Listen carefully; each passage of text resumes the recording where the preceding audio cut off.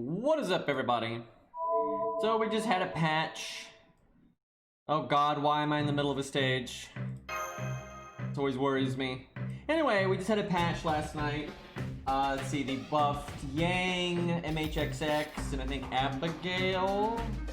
And then there's like a login event going on where you just get apples every day, and it's because there's a major event coming up. So they kind of lied. I mean, they didn't really lie, even said that this might be what they were doing because they were kind of vague with the terminology they were using. But they were kind of implying we were going to get more main story soon. But it's actually just an event that's kind of like tied to the main story, like the maze event or Summer 3 or whatever. But that's not really a new main story, right? Like, first off, those are always like pretty detached and not that important.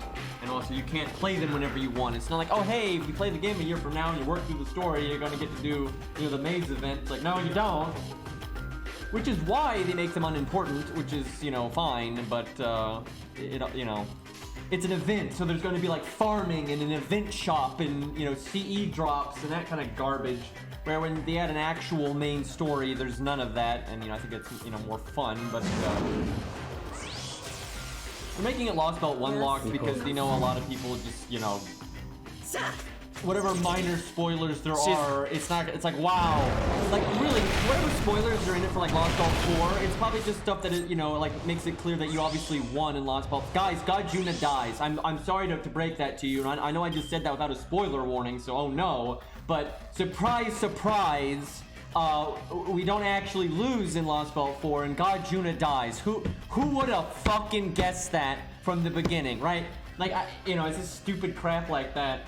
I've always said they should only really make these events Lost Belt 1 locked. That way it's just for people that, know what Lost Belts are at all, and that kind of thing, because none of the individual, like, Lost Belt events really have any specific information, for another story that's important anyway. It's stuff like, vague foreshadowing, like that matters.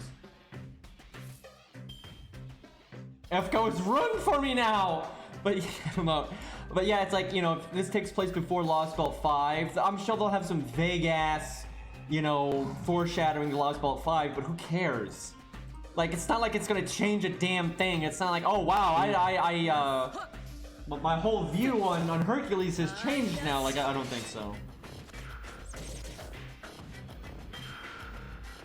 Yeah, I know, I had the game sound way too loud. Excuse me. Actually, Guidia's not dead. That's kind of the thing. But yeah, the event is just Lost Belt 1 locked, but it's taking place after Lost Belt 4. And they even said that it was going to have mild spoilers for like other Lost Belts. But like I was just talking about, I don't think it's irrelevant, right? It's just gonna be like, wow, you won Lost Belt 4 and God Juna was defeated, right? Literally anyone could have guessed that from the get-go anyway, right? So it doesn't really matter. None of the Lost Belt locked stories have had information that really spoils anything important in any of the Lost Belts. So I've always said they should really just make it where you have to beat Lost Belt 1 and that's it. Because the thing is, it's obvious. People try to act like these in-between events are like so integral to the main story, and they're all like exactly the same as the main story chapter. They're not. They're absolutely not, and by design they're not, because they are aware that someone can start the game at any time and play through the game, and they're not going to have access to these events. So they don't make any of these events, so important and integral to the main story that you have to do them, right? And then like the stuff that's like oh god, is Aerie here? I didn't even notice. What's happening? All I see is Hoomst. Why are we voting? Yeah, I guess we're well, we're not actually in the story yet. I'm in an interlude. I don't know where this is coming from, but yep, there's Aerie. Fucking red hair one, by the way. But yeah, we'll get to that in a second. We're in the middle of an interlude apparently. But yeah, like, they've had a few events where, like, maybe they characterize a character that explains, like, their motivations kind of well, but it's not like there's anything that happens in that event that, actually is necessary to understand what the hell is going on in the Lost Belts, so. Honestly, I think they overhype them a lot to try to make people get all excited, but then they're always so self-contained. I mean, like, the maze event is completely self-contained, right? It just has, like, vague, foreshadowing for how you know, busted Gajuna is, right? Because like Kama was like trying to, you know, flee from Gajuna. Like, that's not important, right? That's not important at all. That's like really vague foreshadowing. Like, oh man, Gajuna, right? Like, that doesn't change anything. You figure, because you get all of that in the actual story itself anyway. It's not like anybody played Lost Belt 4 and was like, wow, if I hadn't played the maze event, I totally wouldn't have thought Gajuna was OP or something, right? Nobody's in that situation at all. Alright, let me bust out my main account on my phone here so I can get red hair slotted. Because I don't think very many people have red hair leveled, I'm not gonna lie. I know a few people. I know someone that's got them grailed actually, but I'm not sure they're here, so. But yeah, in other news, they rated up Imaginary around, which I'm not gonna roll on because that's stupid. It's unlimited and I can get it any time, and I'd have to roll on Yang to try to get it. But when like MHXX is the only thing rated up, because I think she's the coolest thing in there, I think. I can't quite remember who's rated up. But if she gets a solo rate up, I'll throw like summon tickets at it, right? And so if I happen to get Imaginary around, finally, you know, I can MLB it, but I'm not gonna throw any SQ at it, like, no way. Oh, that's right.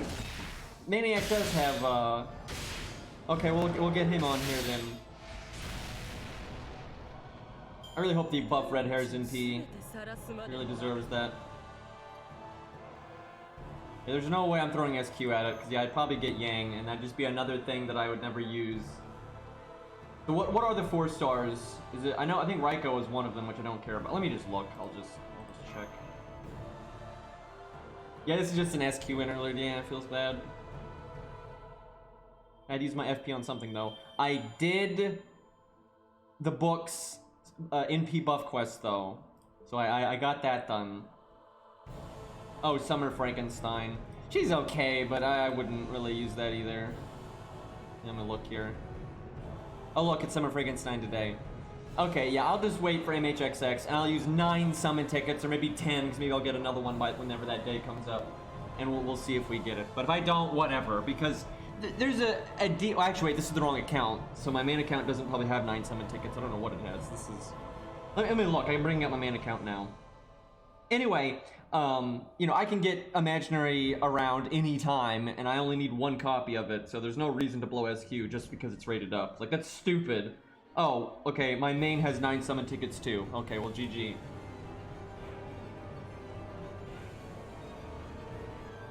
Alright, let me get Maniac's code here. He cares to add me anyway. I mean, this is a piece of shit account, I'm not gonna lie. It's basically worthless, but there's them digits. Hey, Finn. I mean, I'm sure it'll be, because it's generally events that have some degree of main story to it, you know, or like, at least are more serious or something, I don't know how else to put it. They normally, there's more boss fights in it. It's normally more than just the challenge quest, right? So I'm sure it'll be more entertaining than like all the crap events we've had over the last like month or 2. But, you know, it's still gonna be farming, it's still gonna be, you know, all that nonsense, so I'm not really expecting anything amazing, to be honest. But who knows? You know, every once in a while they have really good events, like Good Final and stuff like that. You know, they've had good events before, so maybe we get something good. Haze off.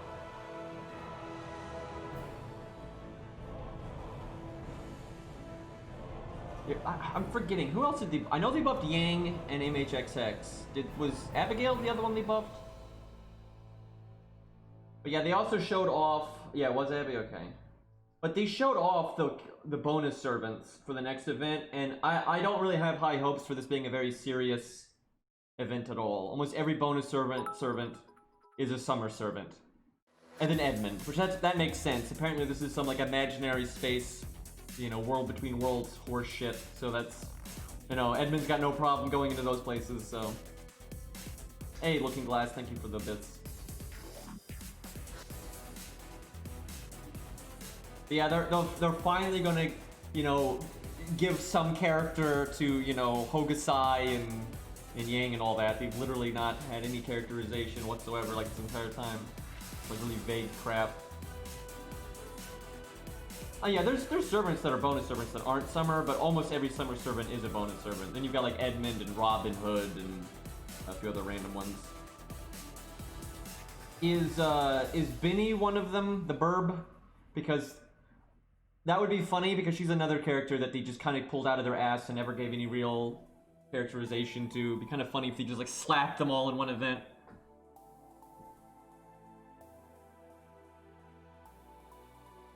Alright, where's Maniac? It needs them digits. Just send me your digits though. It's like it's easier when you just both add each other because then you don't have to like wait for the thing to show up. I don't think you're gonna see an Edmund banner. I don't think so. Maybe it's like a side thing. You know, sometimes you do like a rotating every other day thing. But I think they're gonna add a new character because there's a stream coming up. So there's no way they're gonna have an event that they think is big enough to have a stream and not add new characters. They're obviously gonna be adding new characters. So if there's new characters, that means they're gonna take up the banner. So, you know, sure with like God Juna every other day, Karna was also rated up, so maybe, but I don't know, how long has it been since Edmund's had a rate up? Because he's popular, so I'm sure they're happy to, you know, dig into that fan base if they can. The stream is on the 11th. So extremely late on the 10th for us, or whatever. Alright, let's go back to Salem here and bust out red hair. I mean, people keep saying Nemo. I have no faith in anytime anyone says anything about Nemo because now, sure, they're gonna add Nemo eventually, obviously, right? But it's kind of like a broken clock is right 2 times a day, right? People have been saying Nemo's gonna be rated up constantly for every main story and every main event and New Year's over and over again, and they're always wrong. Right? So I'm like, it's kind of obvious no one actually has any idea when they're going to add Nemo, and it could just happen at any second.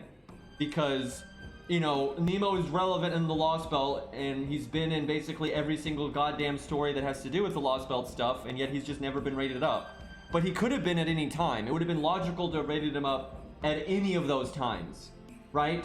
So it's like, yes, he absolutely could be rated up in this event, but he could absolutely not be rated up in this event, just like he could have been rated up in Lost Belt 5 and he wasn't, and he could have been rated up in New Year's and he wasn't, and he could have been rated up in Lost Belt 4 but he wasn't. It's like, so who knows, right? Like, you know, again, a broken clock is right twice a day, and at this point the player base has fired so many blanks, it's kind of like, okay, sure. Archimedes will be there, trust me, I work for DW. You know, they could do him at some point. I don't know if now would be the time, but, you know, I feel like that he's going to be used as like a somewhat major villain for some kind of event or story or whatever, and that's when they would add him, right? They're not going to just add him whenever the fuck, so who knows?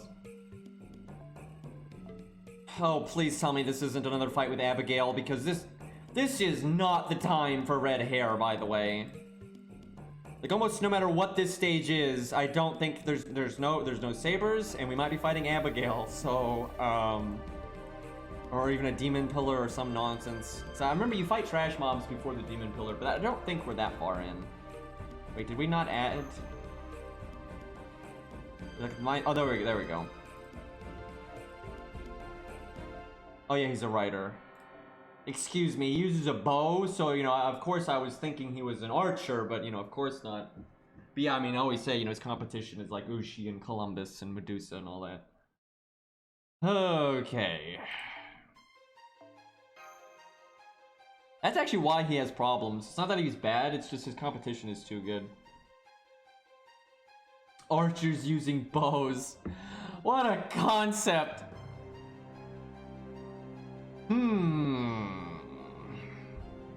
Well, we're fighting like every class under the sun here.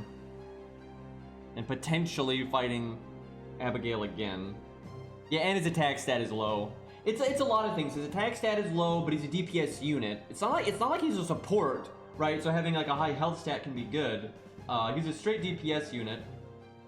And although he does have damage upgrade skills to compensate for that, he doesn't have an upgraded NP. And there's other units that are comparable to him that also have damage up skills, have a higher attack stat, and do have an upgraded NP.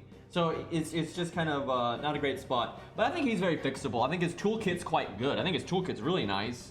So, yeah, I mean, if they just buff his NP and something like that, I think he'll be alright.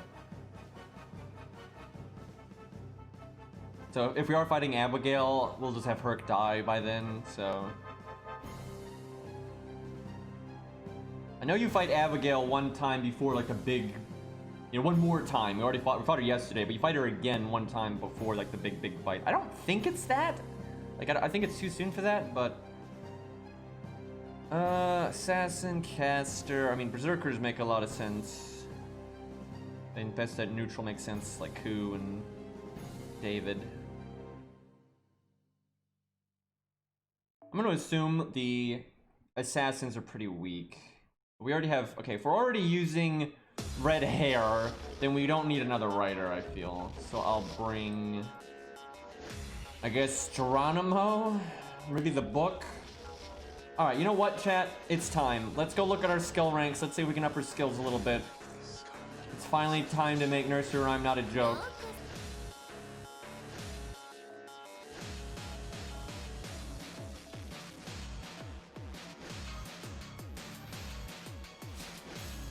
Okay, maybe we use Geronimo and the book, we'll see.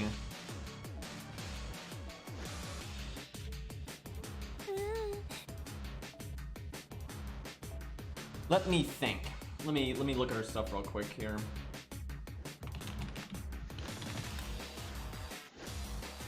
Thinking her first skill, because we kind of want her for normal card damage. Like against Lee down the road.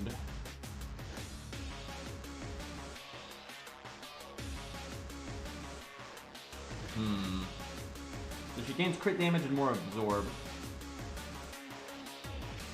Defense up is nice too, though. The battery. Okay, I think we actually do the third skill. Getting a high amount of battery is really nice, especially because, you know, we don't have a lot of units that have, you know, self battery or team battery or any of that, so this actually makes a lot of sense.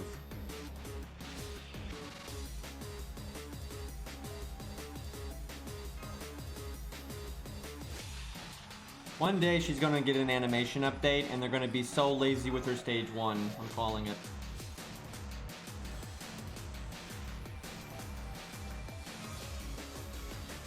We don't have that much use for caster gems anymore, though. We got Hans' skills up enough, got Qingong's skills up enough, so it's like it's okay. We can afford it. Besides, there's probably gonna be a lottery event, like a proper one, for Christmas. They normally do that. Did I just jinx it? I think I just jinxed it, because we've had a lot of issues with Christmas events lately. Just putting it lightly.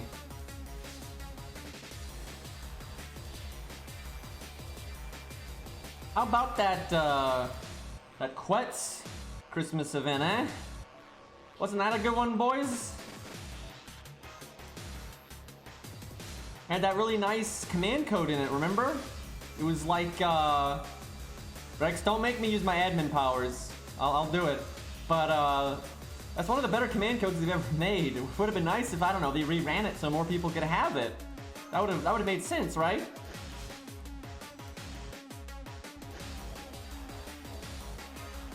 Okay, we're actually looking in pretty good shape here. That was also kind of just a fun event with the little duo fights and stuff. That was kind of cool. I was looking forward to making some videos for that again, but then they were like, nah.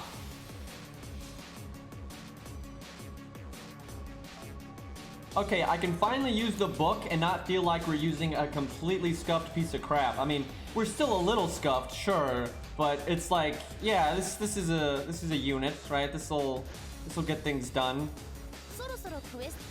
Our cooldowns are still bad, like our cooldown length is quite long still, but we've got the quick charge and some crit up and, you know, some tankiness, you know, it'll work.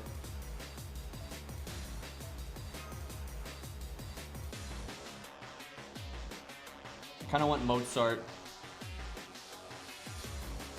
Or Hohenheim. Do I need to level Hohenheim on this account? How, like for farming he's great, but for dealing with the main story and challenge quests, how much do you actually need him? I mean, he's certainly good, but I'm not sure how necessary he is compared to some other like fundamental stuff that I kind of need. I don't see him being that high on the list. Not super low either. I think the next thing is going to be Martha. I think we need to get Martha up. Like, this account just has nothing to deal with debuffs. Nothing. And then we don't really have a way of removing buffs either, because in my genius, I didn't level Medea. So, you know, we level Geronimo instead. Because, you know, that's the sensible thing to do. So yeah, we could definitely use Martha because she has buff removal and debuff clear. That's clearly what this account is lacking, so. Yeah, it's true, Nursery Rhyme has personal debuff clear, so that's something. Honestly, she has a nice, you know, solid 4-star, you know. A lot of people aren't gonna have like Plot Monk and things like that.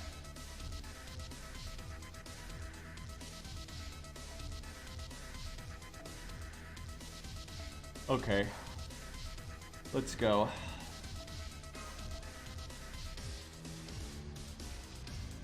I'm mostly bringing George for the bond. I'm hoping this team does well enough that the back row doesn't matter too much, and I can just get away with that.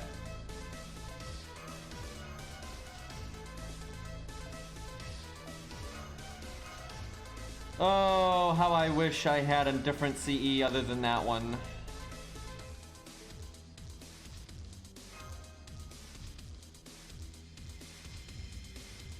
Yeah, I finally leveled Book and I did her NP upgrade, and I leveled her skills a little bit. This song is the Barbarian theme from Castle Crashers. Actually, I'm trying to remember. So some of the songs from Castle Crashers were actually made by the Behemoth, and they're just, you know, like the Barbarian theme or whatever. But a lot of the music is from, like, you know, people from Newgrounds and stuff, and I can't remember if this one was made by the Behemoth or not.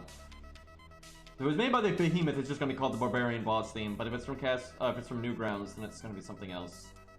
And I actually don't remember. 'Cause I'm a heathen. I'll have to look that up later. Okay. Well, we're in the church, so this might actually be Abigail. And if that's the case, this team is terrible and it's not what we need at all. And oh god, red hair, what are you even gonna do in this fight? Gonna throw that out early, so hopefully he doesn't immediately die.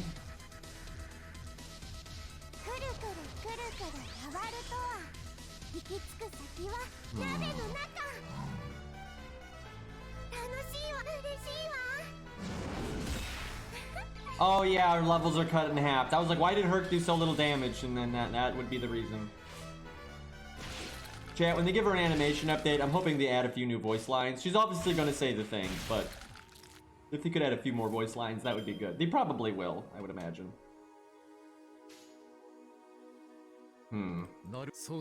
This turn's gonna suck. So I could do a lot of damage with the Buster Chain, but I also want... Nah, yeah, we'll do that. I wanted the NP gain, but let's not take 8 years to kill this guy.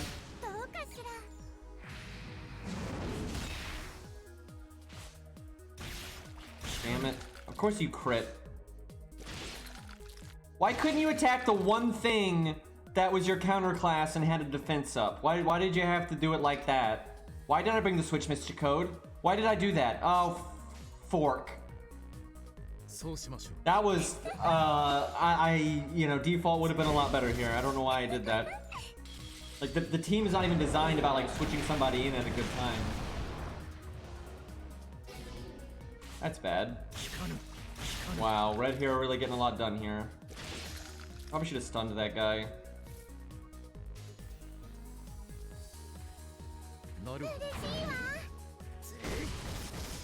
I should have just attacked the perk and not had her attack. Thankfully, it worked out. Hey, I love Arjuna. My sub notifications aren't playing. What the hell? But thank you, I love Arjuna, for the gifted sub. Feels good. And my sub sounds are messed up. It may just be Streamlabs. Sometimes Streamlabs is just messed up and it doesn't work. Yeah, I did not hear that. I need to take a day. Like, I've basically been streaming every day for a long time. I need to take a couple days off and get some things sorted. Like, I need to change my sub notifications. I can make it more memey and stuff like that. There's just a few things like I'd like to clean up and whatnot.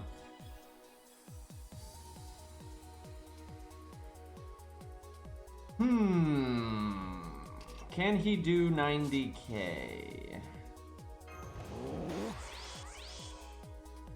He's level 50.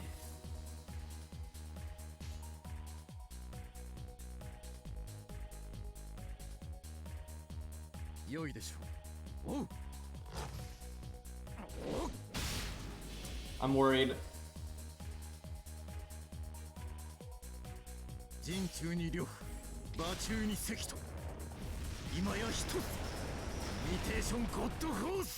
Shit.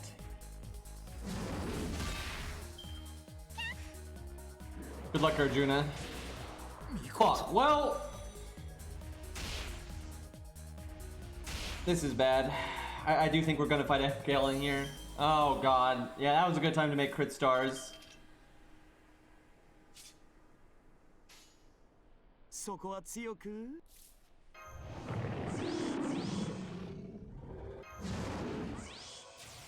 I'm doing the evade because I have no confidence that we're actually gonna kill this thing.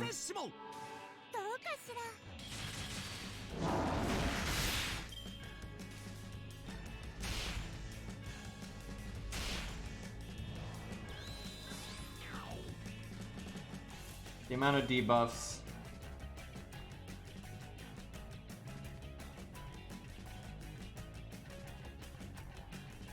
You know, I don't really feel like risking anything. We'll just do that. That way Mozart gets some MP gain, but...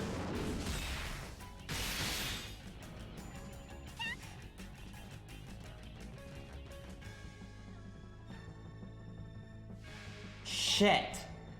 Well, our team sucks for this. I didn't think it was this soon. Thankfully this isn't like the big one or anything, but so please don't stun Nursery Rhyme right now, because next turn I can use her third skill and clear the debuff. So for the love of God, just don't fucking stun me this turn. Like any other turn would be fine.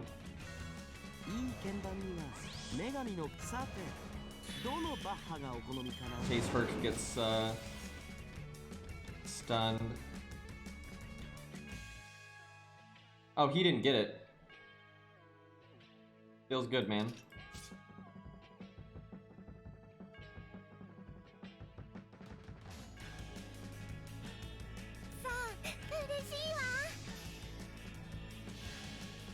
Fuck her up. We'll see. I mean, again, level 50. I know she's level 40, excuse me.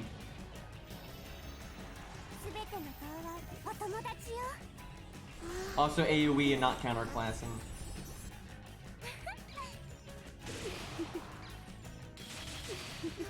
Yeah, that could have been better.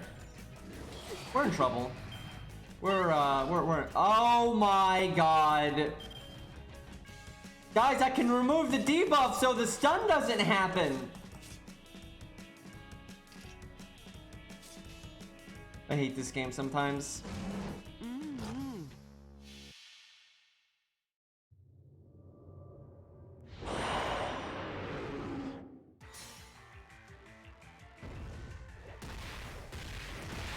Basically doing this for the defense down. NP1 being counterclassed. Well, we're probably gonna lose, I'm not gonna lie. Because not only is this team really bad, but I just slapped whatever in the back row. Like we have George. Like that makes no sense.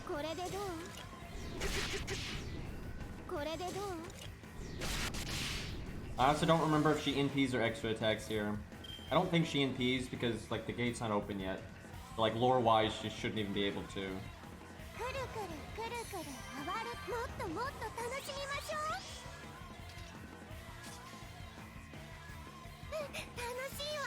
Should have swapped those two cards around.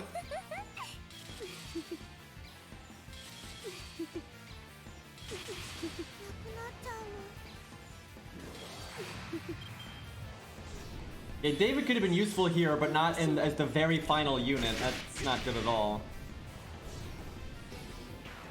She did it again! I should have done it now!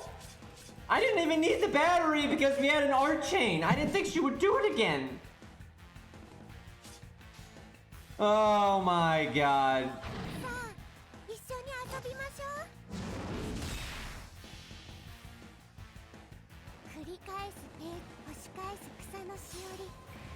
This will do like nothing.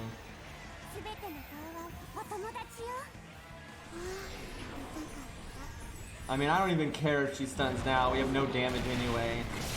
At this point, we kind of just need Ku to bail us out. Imagine if I brought a like, dude, I'm so pissed. Not only is my team bad, but like my Mystic Code does nothing. Right? I brought a nothing Mystic Code that there's no. I'm never gonna use the switch. There's no point in switching anybody. Right? Like imagine it. Like I've literally got no value out of my Mystic Code this whole time. So that means I could have like all my skills right now. So I could have like Atlas.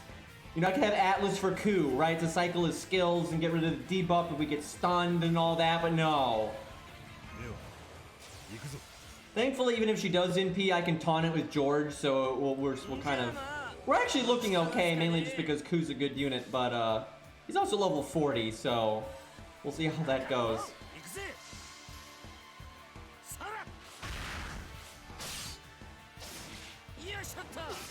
At this point, I actually wish Nursery Rhyme was dead. Feels bad. But yeah, she's not going to do us much good.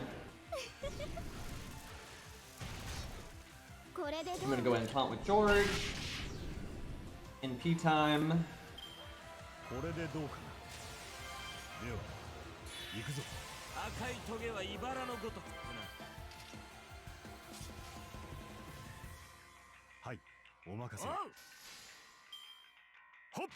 I swear, if we win with this ungodly bad team, I'll be happy. Is that what her extra attack looks like? I don't really use Abigail any, so it's not like I always fight her as an enemy, and the enemy doesn't generally get to use the extra attack, right? Like the big fight with Abigail at the end, which I have saved. I had no idea. I guess I haven't used her in ages. Like, I'm sure that was her extra, it's just I didn't remember it looking like that.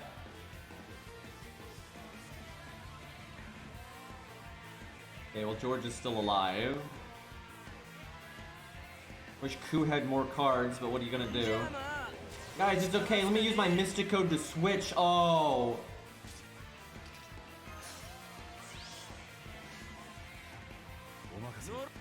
Red hair did not get much done. Feels bad. It was not really the time for him. But I'm surprised at level 40 that he did that much damage.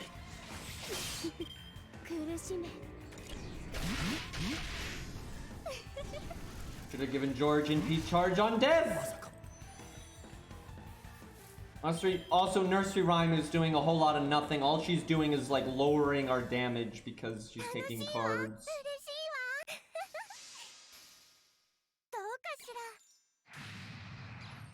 That is a lie, Fury. That is a lie. Only bad masters and Phantom. Yeah, and Phantom. But Phantom's not the only bad one, let's be real.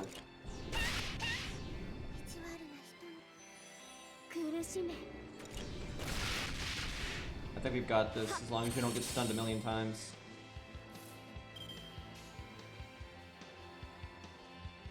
How about this music, though?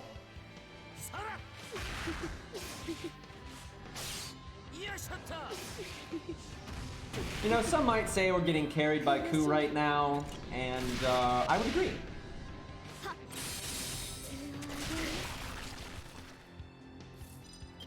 I like how we still have Guts and Protector from Arrows is back, so it's not really even close. We still have a lot of survival left. Feels good. Get him! This team was absolutely terrible. It's just Ku's really good. That's the thing.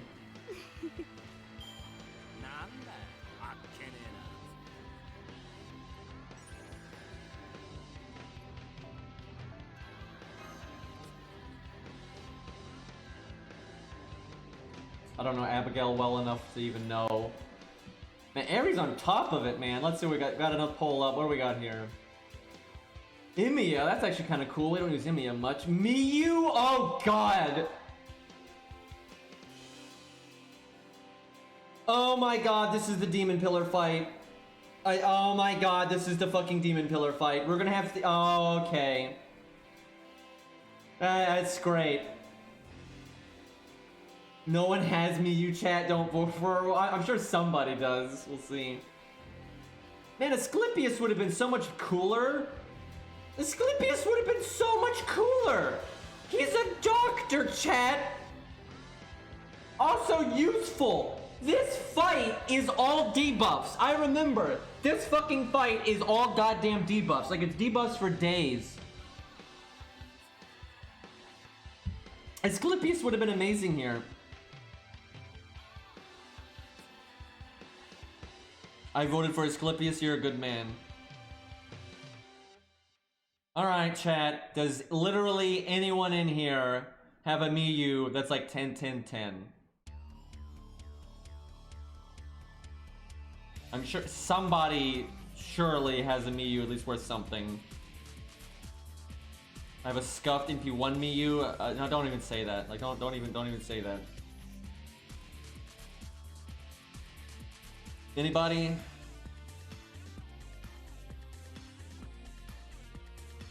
I don't think so. Who the fuck has Miyu? I know, right? I think we're gonna have to use Faust's. Next time you see the poll, say, "Oh no, not Asclepius." No one would believe me though. Literally, no one would believe me. Everybody knows I like him a lot.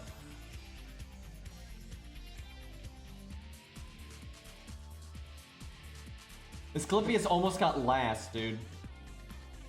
Yeah, the twins are up next. That'd actually be kind of fun, because they're not counterclassing, but they're good, so that'd be kind of interesting. Alright, let's see if we got anything here. I think Faust is all we got. Who did we use? Some I remember back when we were testing her, like value-wise versus Hans against the Lobo fight. Somebody had a decent one. I remember, like somebody had her at 10, 10, 10. But I guess they're not here right now. But I remember somebody did. Actually, Miyu's easy to use. Miyu's actually very easy to use. It's just that her total value is not very good. That would be the problem. Like her total, she's not even horrible. I think she's one of the, like, she is, people exaggerate about how bad she is, right? But she's not amazing either, right? She's just kind of like, eh. Wait, do I not have Faust added on this account? Oh no, I do. Why? This fucking game, dude. Yeah, there it is. 549. 549. NP1 DPS CE. I don't like these odds. I don't care for these odds. I'm not gonna. This boss is pretty tough. I think, especially for accounts that are as scuffed as this. This boss is kind of a bitch. That's a lie, Ari. That is totally DPS CE. It's art up and like NP gain up. It's way more of a DPS. Like, give me like 2030, right? Oh gosh, what the fuck is that? That kind of works. Okay, oh, he upgraded the skills. I'll take that. We got 669. Okay. Faust's trying to be a bro and help. He's like trying to fight a tidal wave, right?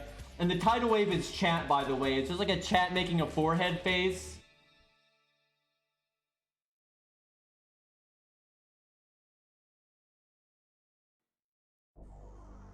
I gave her 2030. Okay, we'll go with that. That could be pretty good. This is gonna be such a problem. Like how you get Robin in this fight.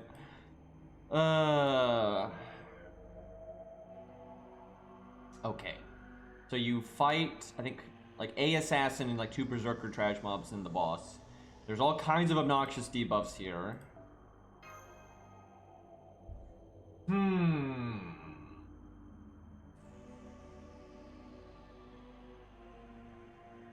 I wish I had Medea. She counterclasses the boss, and she can remove debuffs. Yeah, I think the next fight is the big Abby fight.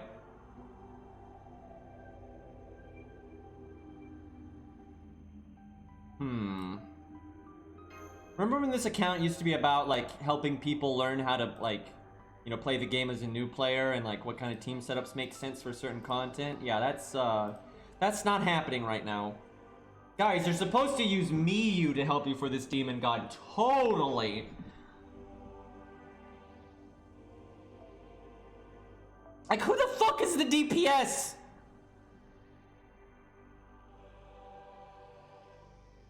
It's Epic of Remnant, no one cares. That's true. Like, really, who the fuck plays Epic of Remnant anymore? Like, well, I mean, Musashi fans do, and Fuma fans do, because they gotta get their buffs. And eventually people get around to doing them for the Grails, but generally people don't do Epic of Remnant until they're pretty advanced on the account, I would say. Geronimo DPS. Honestly, it might have to be Nursery Rhyme, just because I mean, she has anti-debuff and at least the enemy's an assassin, so... The main issue is how I want to deal with Wave 1.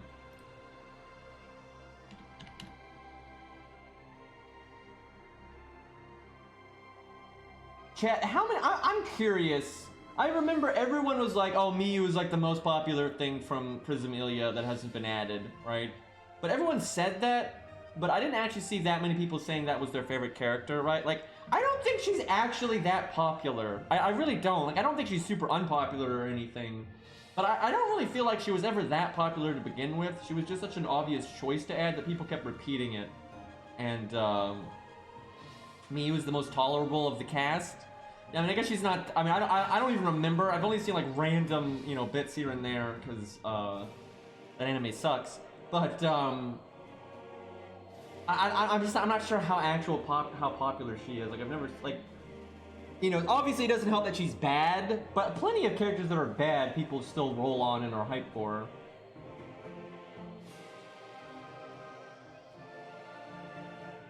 I did Epic of Remnant before Lost Belt 1 and couldn't do any land in time. Feels bad, man.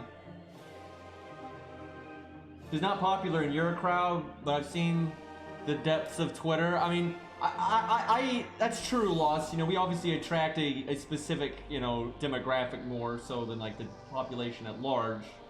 But still, I don't see that many people with her. I don't ever see her grailed. You don't even see that many people complaining that she's not that good. I mean, you see some, sure, like of course, but I don't know. I feel like there was other things they could have added from Prism Ilia that probably would have sold better, to be honest. I don't care. I'm just saying. I feel like it was like almost like an assumption that she was going to be super popular, but I'm not sure she was that popular. Like, I think they probably would have made more money off of like what's her name? Angelica or whatever. I think she would have made more money.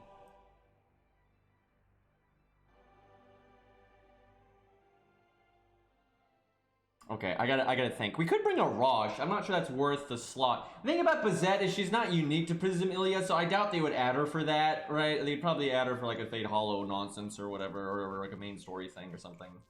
But yeah, I feel like Angelica would have sold better because I think here's why. There's a few reasons why. So even if in the Prism Ilia crowd Miyu is more popular, a lot of people that play FGO aren't that into Prism Ilia. Let's be honest. And I think Angelica would have sold better to just the player base at large and still popular enough amongst the Prism Ilia crowd. So I feel like that would have... That probably would have gone over a lot better, like, in terms of sales.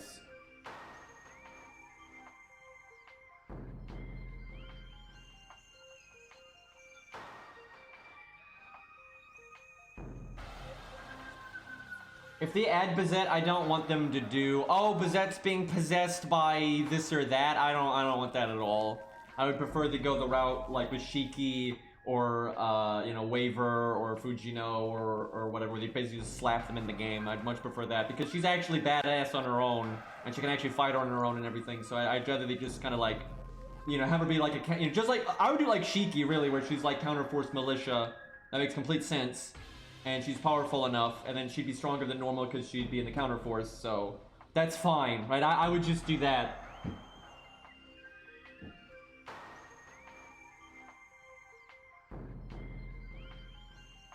They're never giving out a free Angra. That's not gonna happen. The Tyke is basically in the game.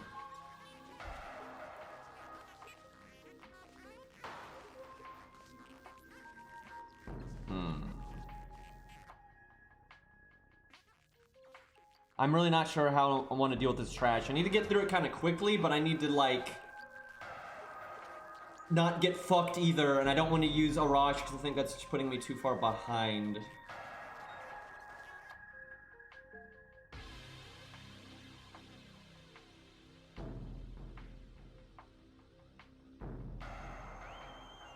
Can I do mash on the front? Is that too slow? Maybe David on the front.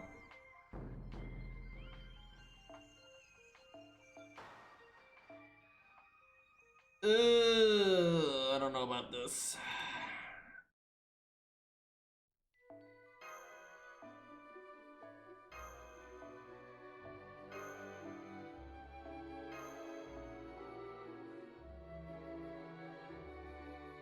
Why? Oh wait, does this account? I think this account's got the new one, right? I do. Oh, thank God. Let me go level that up real quick. That's right. We now finally have more than 150% starting in P. That's good. We actually have 3 of them, but one of them sucks, so we only really have 2 of them. Fucking Kuda event wasn't so good.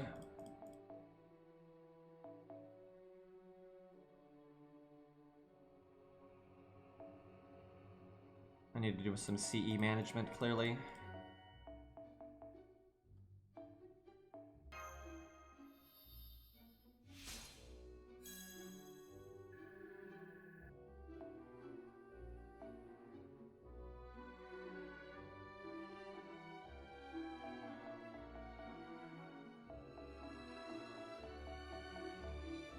I don't actually think Gilgamesh really hates Angelica. But it's more like, yeah, I'm taking that back, thanks.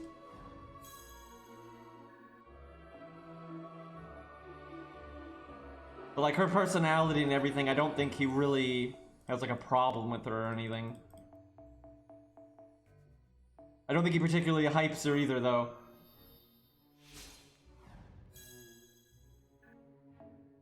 Alright, let's level one more time.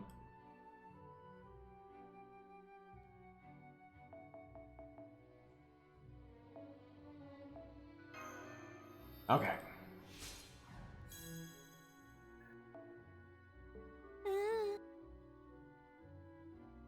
There's literally no point in making a CE bomb on this account.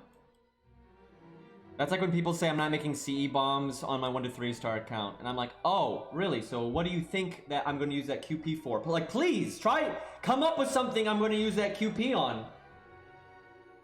All those 5 stars on the 1 to 3 star account, huh?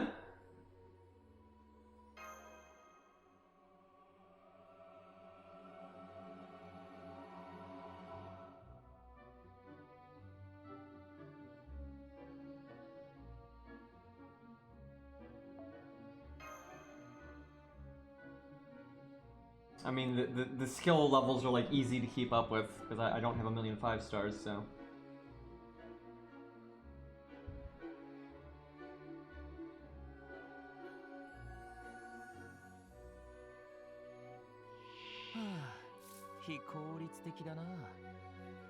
If I remember correctly, the Chains of Heaven just go back to Gilgamesh anyway. Like he doesn't even have to do anything. They just go back to him because Enkidu.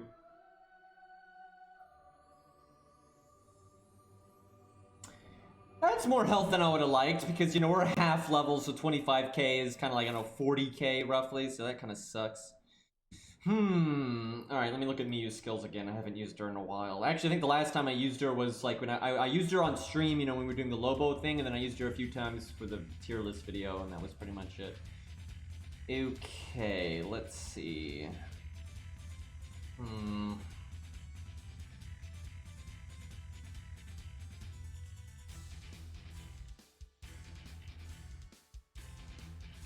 Man, the one-time debuff immunity is just not enough. It's not gonna help very much. God, and she's only in P1. This is gonna be ugly. I think I should have brought Hans instead of David, but we'll see.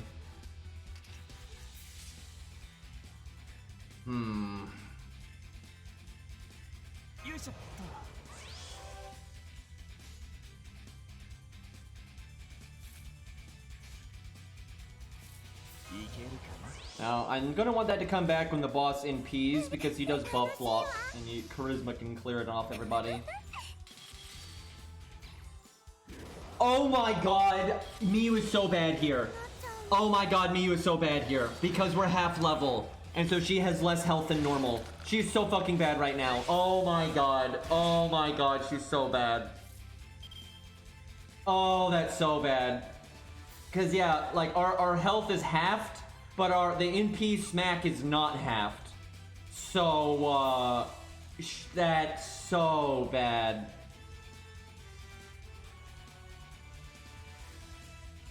Oh, this is not good.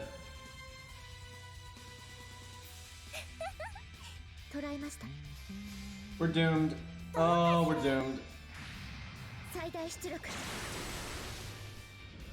Please kill this, David. Yeah, there we go. Already taking this much damage sucks though, but it is what it is.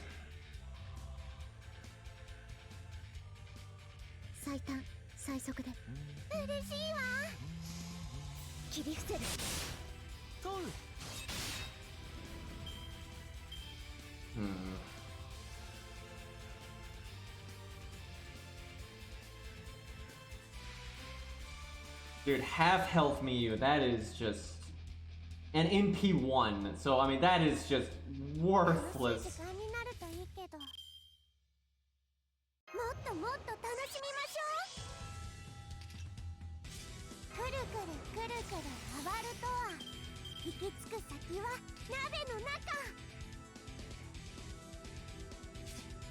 Nursery Rhyme is trying her best.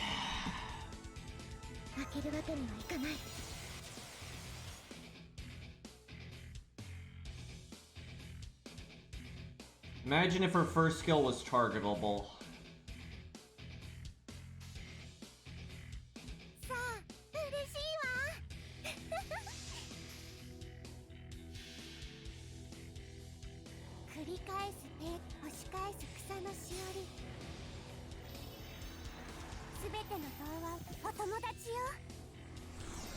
Imagine being a demon god and fighting this. Oh my god, he has 2 health bars and you have to beat both of them. No, we're fucked. Oh god, we're fucked. We're gonna need to make some adjustments here.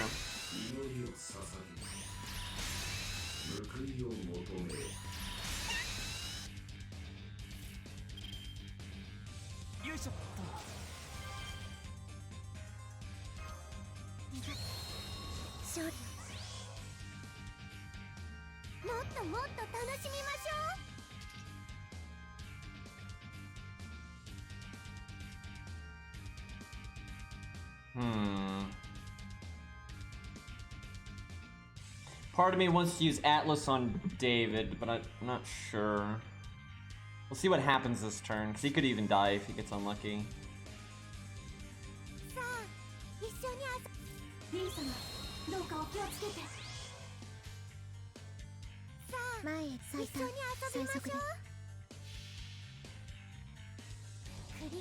Guys, she's got Arda. We're saved. At least her battery let us loop, you know, that's nice. For, you know, 33k, because, you know, that helps. Alright, he does evade for 1 hit. Great. Wait. What? What? Oh, right. It's because of Nursery Rhyme, I guess. I was I was so confused there.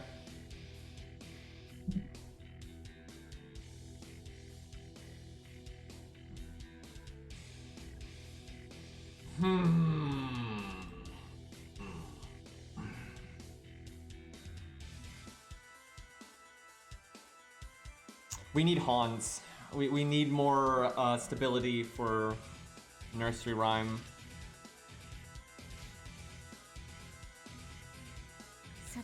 She's in P1 at half health. Like, this is so dumb.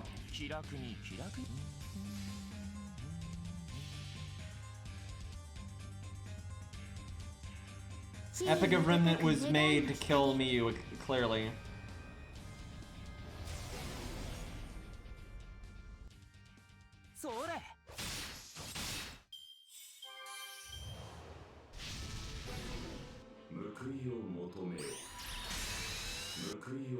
By the way, his voice actor is amazing. I think we can all agree on that. Oh, nice. Our guts didn't go off. That's great. Well, we stalled so much that David's not going to be able to block the NP, most likely. Shh. shit. We have done nothing. We have done fucking nothing. Look at our damage. This is so fucked.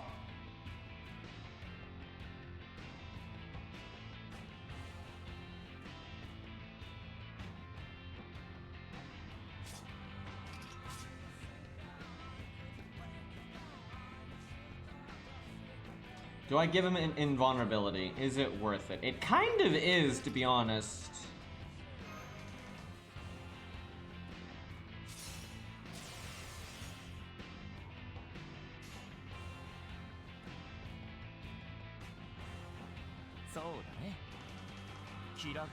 I'm not NPing yet because David's never going to NP a second time, and I'd rather have the art chain, and I might be able to sync it up for when he's got evade anyway, so no rush.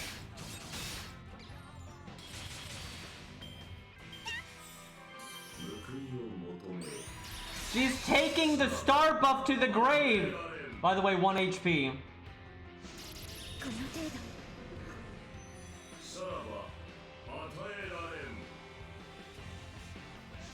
Could you stop critting?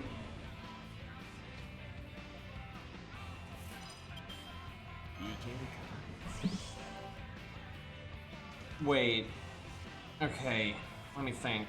Do I want to get rid of charisma for the buff block or the defensive? We don't have any healing though, that's the problem.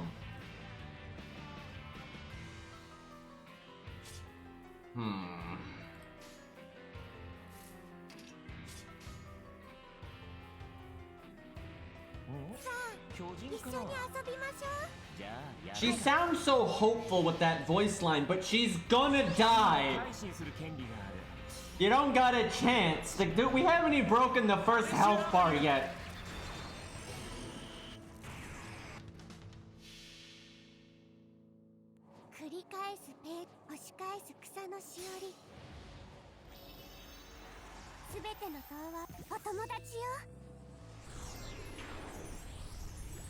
Oh my god, her overcharge. Oh, it's fine, it didn't hit. Feels good. 70% chance, by the way. I don't know why I keep forgetting that she does that. She's obviously got so much counter synergy with David right now that it hurts. Don't you fucking prick. No one even likes you. No one, you're in a fucking epic of Remnant. Ain't nobody remembering your demon killer ass. Everybody cares about Barbatos instead. God damn it, dude.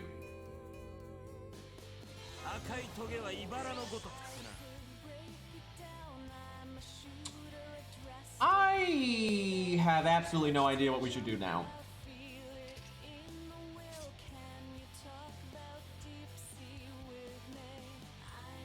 Rude indeed. I actually could save Nurse Rhyme for a while because I could remove the debuff.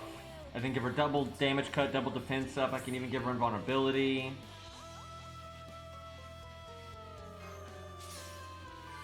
I want to get her NP one more time.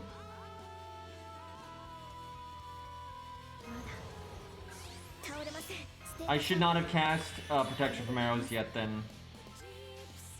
I should have cast it like a turn or two from now.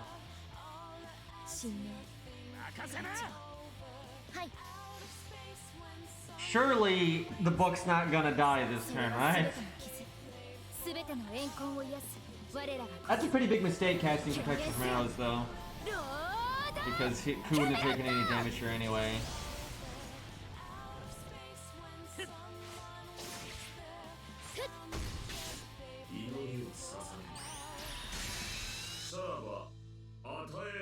He's critting. We lost one of our damage cuts. Whew, okay.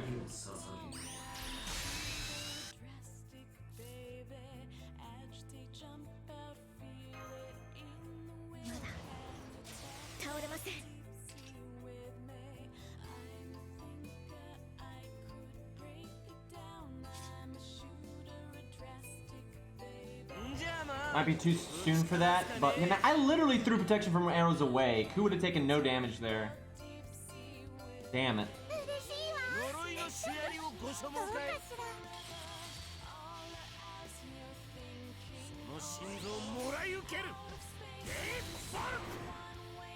Damn, fuck. That's a lot of damage for being level 40. And you know, class neutral. Good God, that's like, because of the half level thing, he effectively has like, I don't know, that's like, I don't know, 420k health or something. Like, God. Oh God, please don't kill me with the dot. You know what? Fuck it.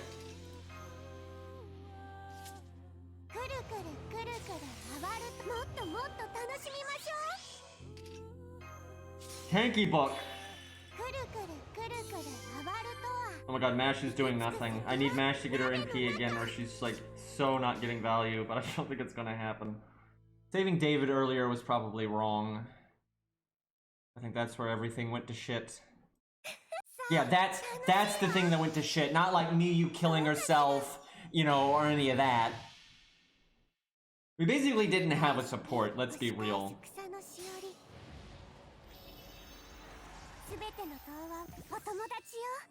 We keep throwing candy and dolls at him, but it doesn't seem to be effective for some reason. I'm not sure why. By the way, Ku's doing more damage, even though he's at class neutral. And they're both level 40, so...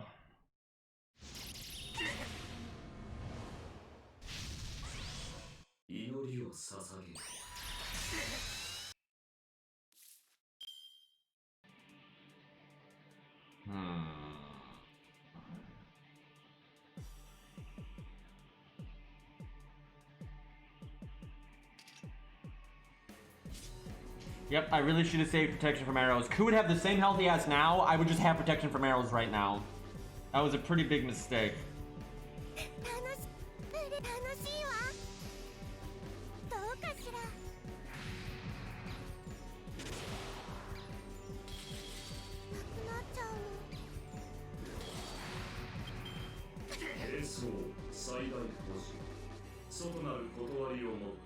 This is gonna hurt. Goodbye, everyone.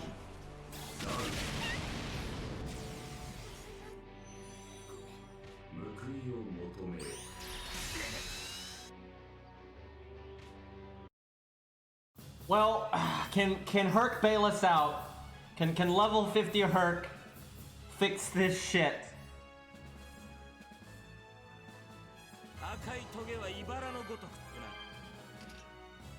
I guess we kind of want Ku to die because he's not really gonna get much done here. Like, I mean, let's be honest. It's he's not NPing again.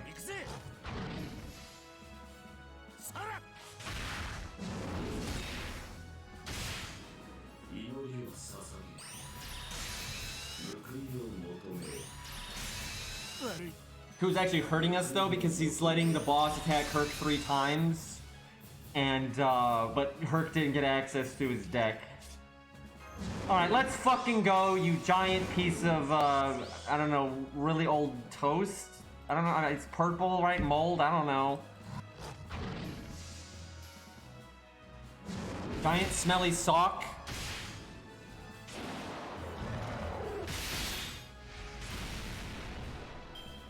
I don't know, man. Level 50's rough.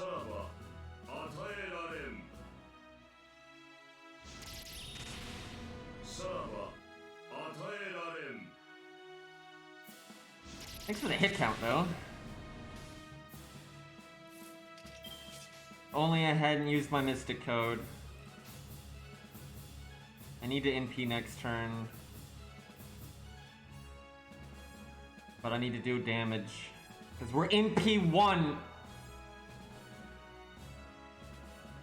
His hit count's pretty good, though.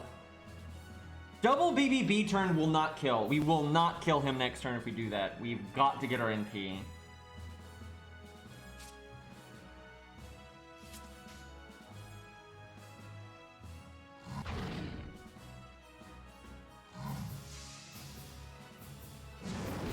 I'm hoping between that and his, you know, decently high hit count that we'll get our NP. That's not a good start. That's really not a good start. One good thing about that is that means we might not die this turn, although he's fucking critting. God damn it. Okay, he's also being an idiot. I'll take it. He crits so much, I'm okay with this. It's, okay, we're about to get buff blocked, but... So, our attack up is gonna... Because we didn't get our NP, because of course not, we're gonna lose our attack up.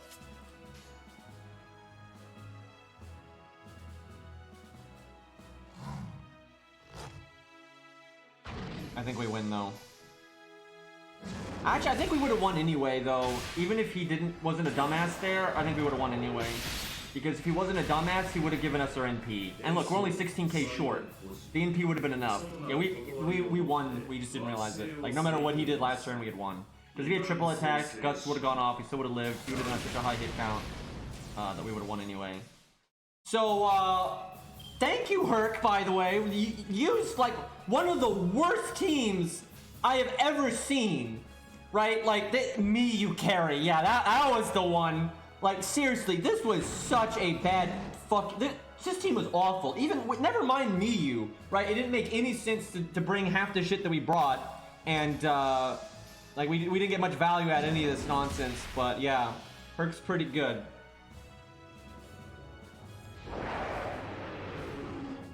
Living up to the, hero title. Demon gods.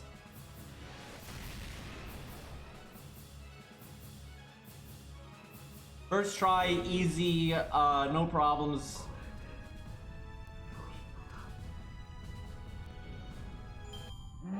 So, legitimately, that team was so bad and so many units got so little value that Nursery Rhyme really did do a lot. That was basically Herc and Nursery Rhyme and a little bit of Coup, right?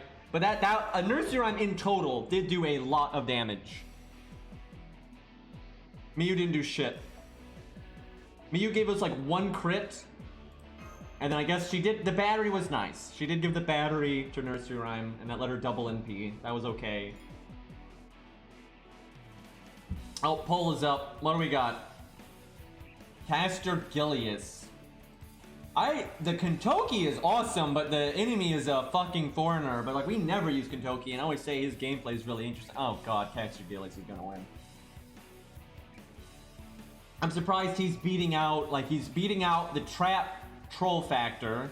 He's beating out the unique Kentoki factor, and then I guess the Kama waifu factor. So, you know, great is cool and all that, you know. Except there's the one problem of who the fuck has Caster Gilius?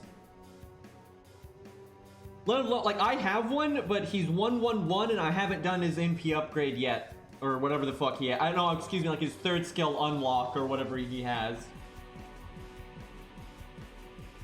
I have him leveled up in A and not JP. I have to ask why. Because I actually like his character to some degree, and his voice actor is just amazing and does a great job with the character, but pretty sure he doesn't have an NP buff. Yeah, I don't think he does. I'm dreaming right now. Actually, the trap is running it back. That actually upsets me probably more, but I'm not really sure. No way around it. Trap face is definitely better, right? No. As much as I dislike him, there is no question that in this stage he is going to be infinitely more useful. Like Caster Gilius is going to do absolutely nothing. But they're dead even right now. It's 35-36. So literally anyone in chat right now could turn the tables. Oh, they're tied again. The poll ended and it's literally a tie. I think Ari, you gotta just put it up again, but it's just those two. All right, I don't want to see any bitches in chat not voting. Let's go. Let's get some numbers here. This is obviously the important thing you should be voting for at this time of year is Trapface versus Gilius. Obviously.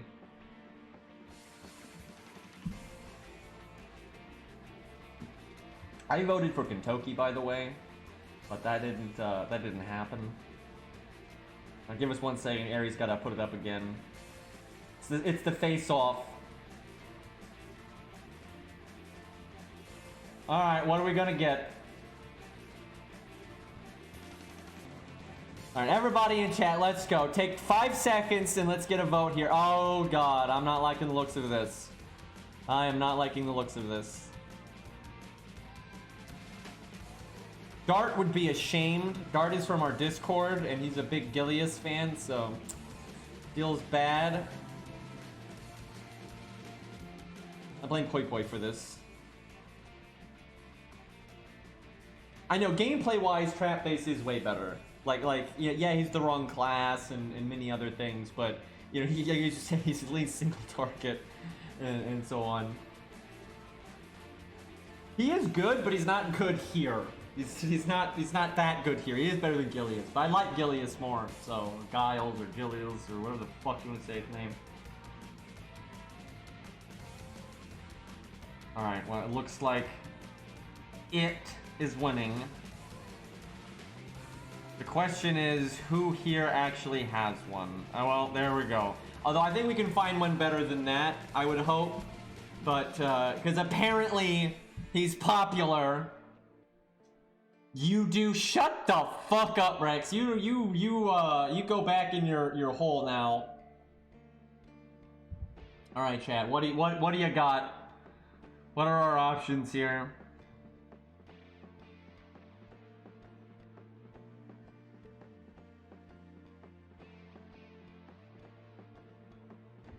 I have.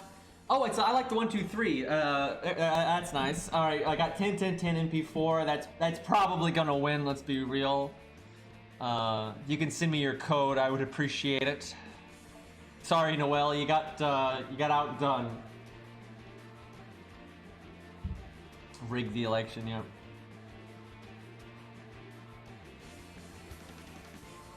Yeah, we'll just go with 1, 2, 3s. They lurk here all the time, so it's kind of fun to use their unit, and it'll save us some time. Use Saber Cool, yeah. He's not too bad though. This account could not support him at all, but there's ways to make him work. You'd want him leveled yourself, and then you summon like Merlin, right?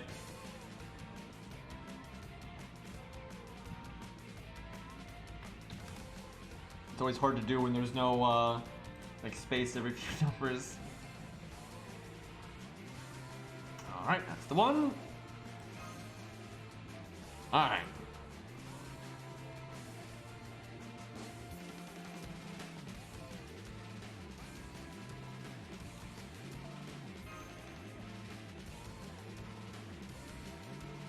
I have to give him a second. Oh no, there we go.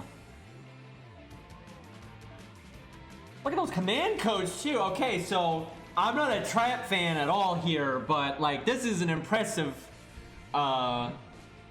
unit right here. We got command codes. We got. Let's see. Let's take a look here. What are we working with here? I approve of the coup. So we got 2K foe. Got a high level CE, which is a good for the unit. 10 10 10. No faux pause. No. It has faux pause. Has 2 faux pause on Buster and Quick there. And these are some really good command codes, and for the most part, I'd say they make sense. So yeah, this is like peak Trap right here. The motto is very fitting right now. Okay.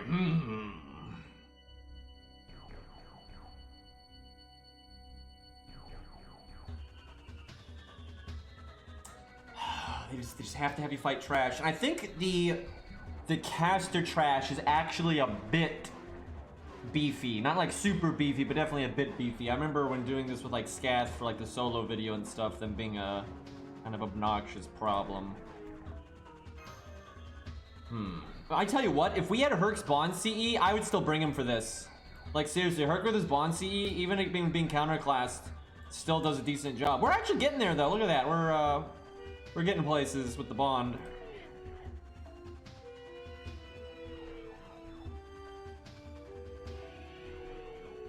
So taunt is pretty important for this fight, because taunt allows you to not have someone randomly die. It lets you, you know, pick who dies. Debuffs can be very good in this fight as well, but this account doesn't have access to much of that. But like Sitting Master can be really good in this fight.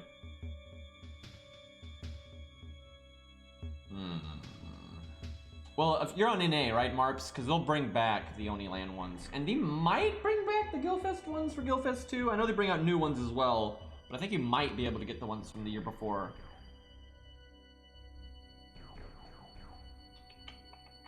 They don't, feels bad. Well, at least you can get the Only Land ones. That is bad though. The Gilgamesh.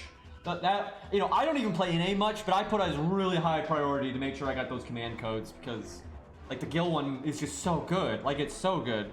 Like, the general use on that thing is through the roof. I can't decide if I want to bring a writer or not. Especially because of the assassins. I'm kind of thinking not. What the hell do I bring then? Are we gonna double down on the trap? Oh god. Remind me to cancel the app on this one, by the way. We don't actually want to beat this stage. Like, we want to beat it, but we don't want to, like, have it go through. We want to keep this around so we can fight Abigail whenever we want. Because I want to test, there's so many units I want to test here, like in Kidu and Ku and blah, blah, blah, blah. And I could do Scath again, because I soloed it with Scath, but that was on NA. Now she's got her buffs and stuff. So, like, there's just a lot of things I'd like to test here, so. Wait, is this the, oh, this is the joke one. You fight her 3 times? Shit. Or I guess 4 times, excuse me, because we've already fought her. It's supposed to be the 3rd time. I'm almost disappointed then, because this one won't be as hard, so using Trap Face won't be that unreasonable. Yeah, I think you're right. This is the one where she's all creepy and stuff, but you only have to kill her once. So this won't be that big of a deal. That's disappointing. I can actually get away with using Herc then, I think. Don't really need it, though. I can bring Herc then, though, for the bond. It's kind of nice.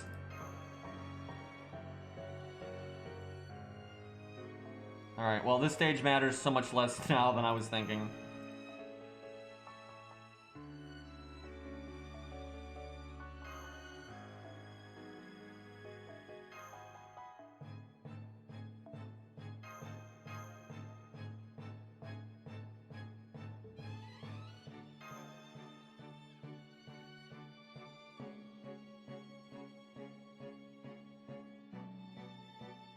Oh, right. You don't have half levels at the very end. Yeah, that's true. Which is probably a good thing.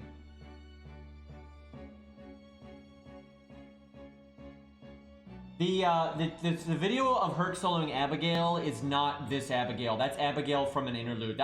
This is a big misconception. I've seen this a million times. Unless she's been soloed recently since his buff, which that may honestly be possible because he's so broken, but I have seen this a million times where people think Herc has soloed Abigail, and it's actually just Herc doing the interlude version, which is hard as well. The interlude version has multiple lives and stuff, just like in this fight. But it's not as hard as this fight. It's stat-wise, it's noticeably lower. Like, yeah, it's a harder fight than your typical interlude, but it's not nearly as hard as this one. Like, not even close. Now, now, what I just said is completely accurate, but there may still be, like, another video that's come since then, since Herc got buffed, and maybe he has soloed Abigail since then. We can try that with Beastly's. But yeah, I've seen that a million times where people think Herc soloed it, and it's just the interlude version. Now, that being said, like, you know, still might have actually done it, but we'll see. I don't think so, though. That seems really... As broken as he is with his new buff, he's not that broken. He can take out multiple lives, though. Like, no question.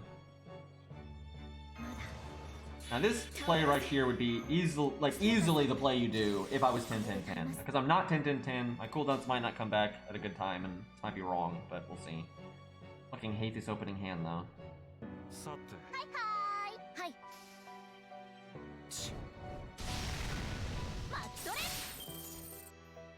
Nice sound effects there.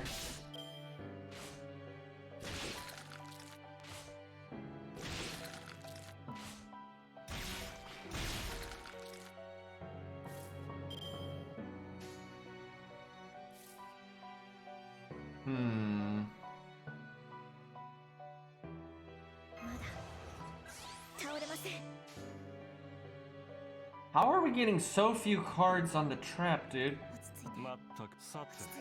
Like, our DPS is dead right now. They're gonna NP, so not a big fan of that. Ugh. So the dot is actually like the most dangerous thing we can do. The long-term damage on it's pretty nasty.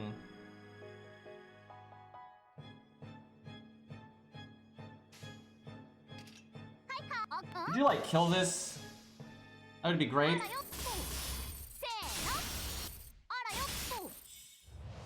The sound effects are super buggy.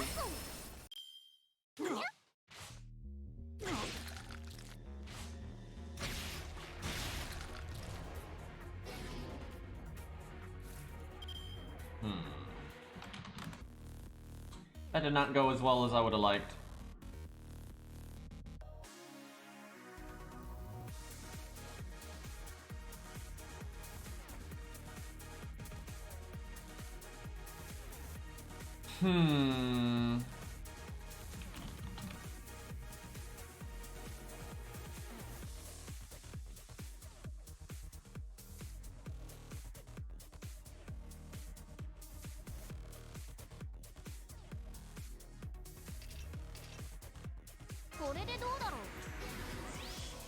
Alright, it's a delayed stun. Fuck! Well, the evade's still good.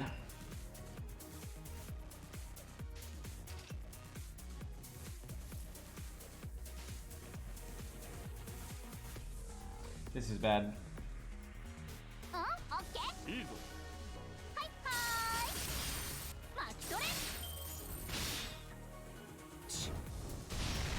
I haven't even killed one of them. What the fuck? Nice damage, everybody! Alright.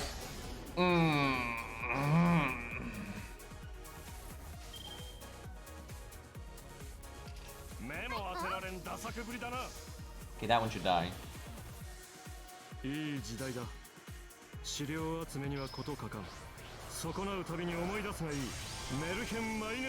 Han's running this back. It's fine.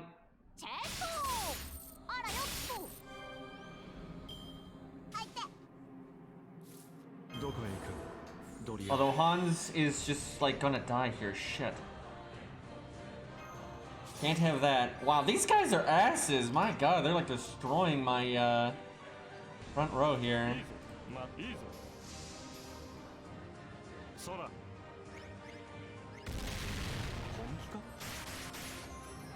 We actually might lose. This is going so much worse than I thought it would.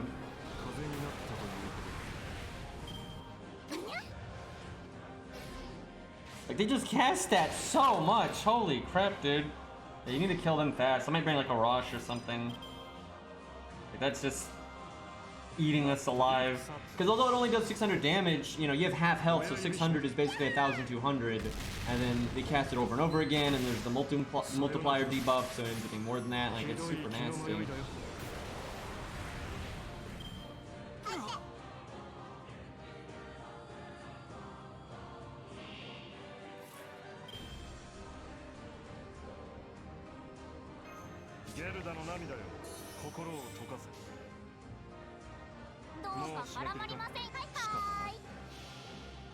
Well, I can get a lot of NP back.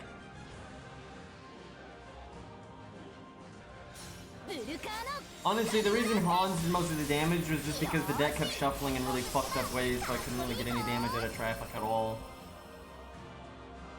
Oh, crap! Crap! You did too much damage! Like, if you could have done, like, just a few K less damage, that would have been a lot better. Well, shit. I wanted to overcharge Hans.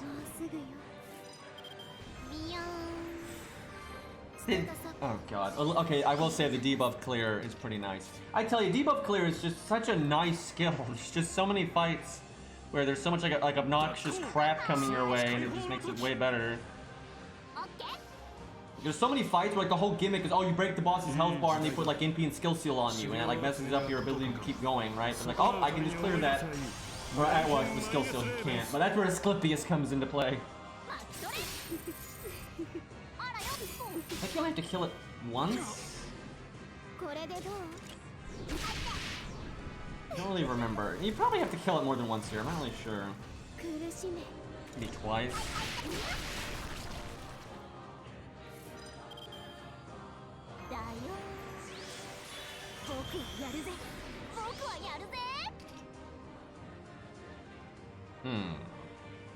Merry bad end だな。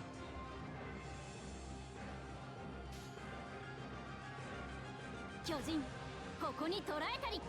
オッケー。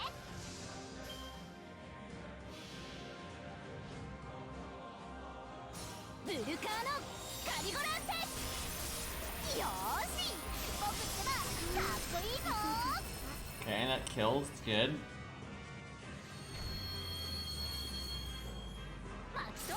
Okay, it's not over yet. Probably have to kill it twice, I would think.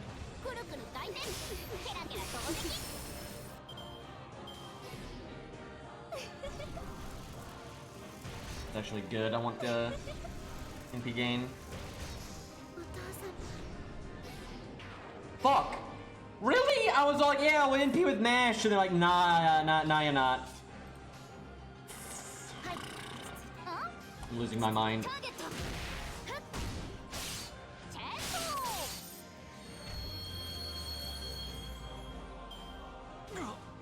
Nope, gotta kill him more than that.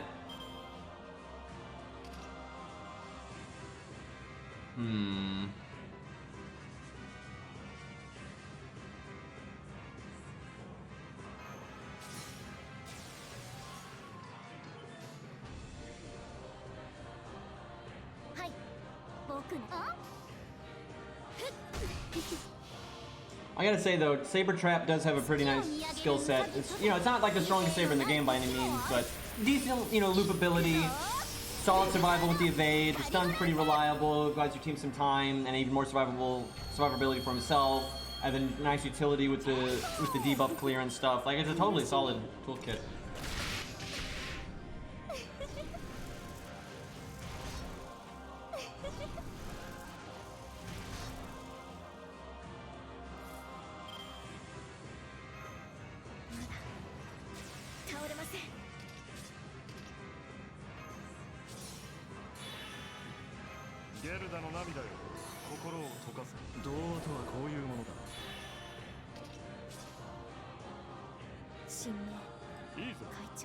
That's kind of nice though, between Mash and Han's, able to just instantly get the MP again. That's pretty good. Imagine if our Mash was 10-10-10 and we had the bigger battery, but you know.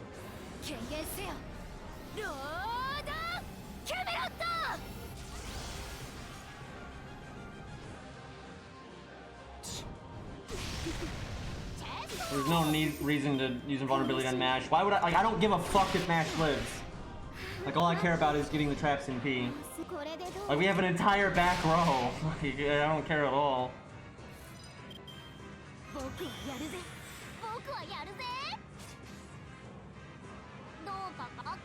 Not gonna lie, this is pretty solid, like, damage output. Because, you know, we're half level and all that, and the team is crazy budget.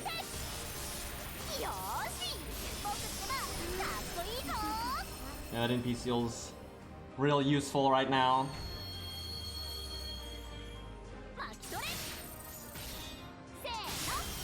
Way to not crit! That was really unsatisfying. That was really unsatisfying. I wanted to see the NP gain on that. Feels bad. Man, we could have kept going. Throw more lives at me, it's fine.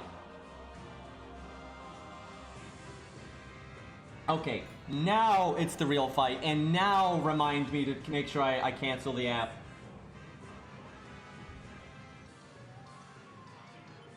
Alright, Ari, hit me with the bullshit. By the way, today was my streak day for my my main account, so I got 30 SQ. That was nice. Feels good. Alright, hold on. While we get the voting thing ready, I'm a BRB real quick. I need to get water and stuff. Besides, I can't look anyway. It's gonna. I'm sure it's gonna be a nightmare.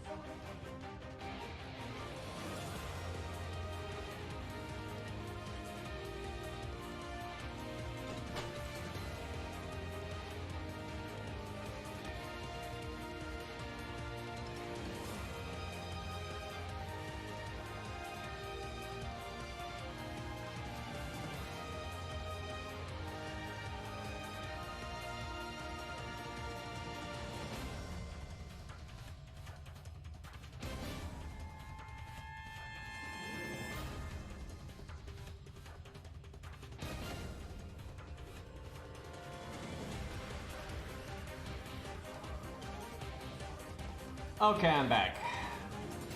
Which random servant should Mr. Streamer use? Taiga. Now that is absolutely not what I was expecting to fight Abigail with. I can say with some certainty that I would not really thought of that. So we have, I think, is Fluffy around on Discord? Because Fluffy's got like the super Taiga. Oh wait, is that NA though? I can't remember. Let me send him a message real quick because he's got a really good Taiga. I just don't remember which server it's on.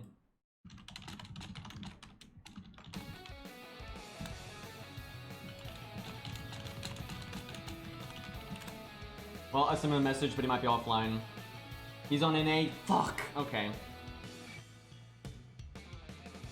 All right. Well, we gotta. I have one. Like mine's decent. Mine's like NP4 and like 666 or something like that. So I've got one that's usable. But we'll see. Anyone in chat got anything of note here? Anyone got a big girl tiger?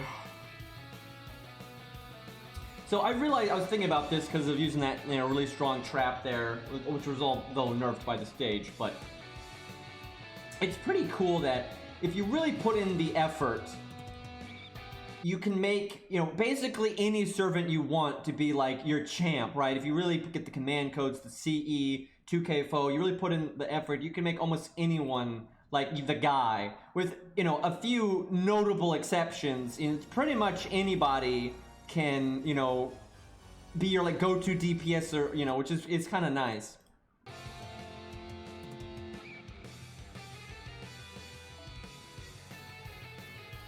Is level 1 NP5 good enough? I wonder. I got a Scuff Taiga at 444 NP2. Okay, mine's better than that. Doesn't look like we got much. Feels bad. Alright, I guess we'll use mine. That's not gonna work very well, I'm not gonna lie, but it's better than nothing.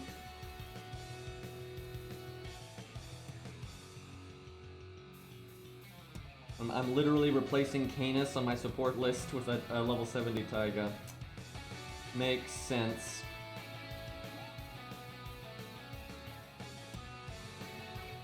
Okay, mine's NP5 at least, but it's 654. Oh boy.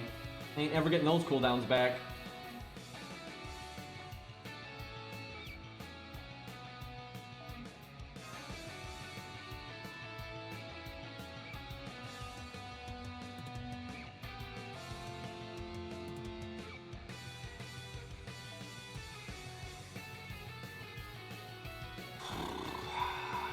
This is not gonna end well.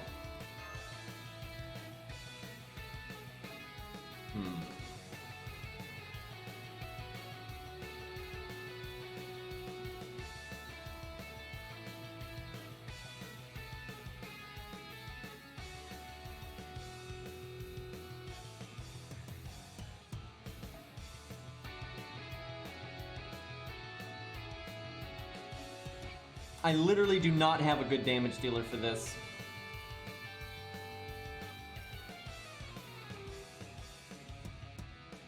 We are in so much trouble, by the way. And I don't have Leonidas leveled. Oh, great. I know this fight well enough that I am positive we are going to lose.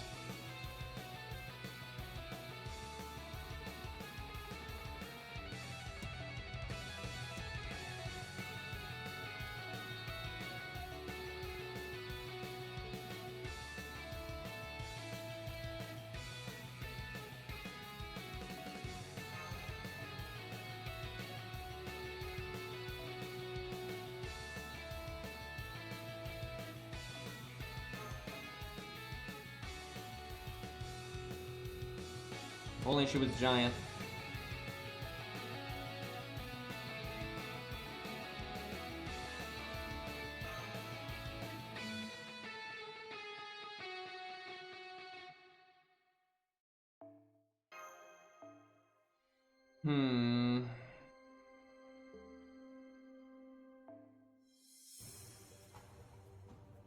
This is really bad too because we just don't have. I think I have to start with Ushi and not Taiga. Because we just don't have a way to deal with the casters otherwise. Well, I guess I could put her in the front because she's kind of the theme here. Really don't like mash here, but I don't really have a choice because I need taunt.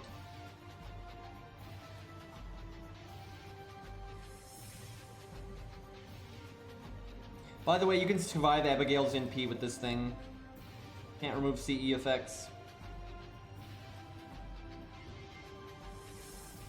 I'm actually gonna put that on George. It's unlikely that he'll show up at a timing that'll make sense, but it might make it to the NP. Probably not, but it'll make sure he's alive until the NP, so that's fine.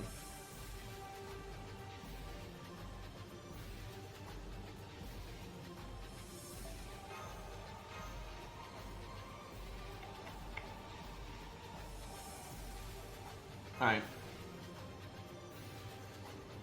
Yeah, if we lose here, I think we'll change Servant. I mean, this is basically impossible. I mean, I'll do my best. I'm not gonna throw, but like, this is not gonna happen.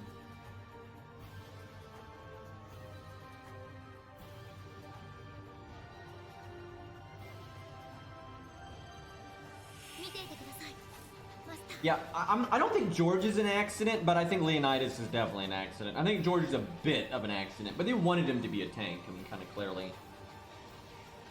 I doubt they intended for him to be that good. Even with this being rank 4, we should have enough time to go around the wheel here.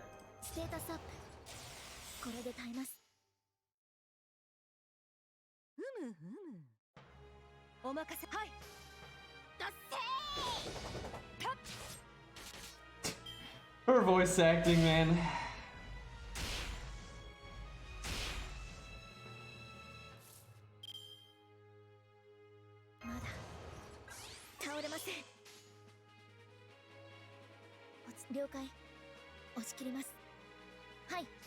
Okay.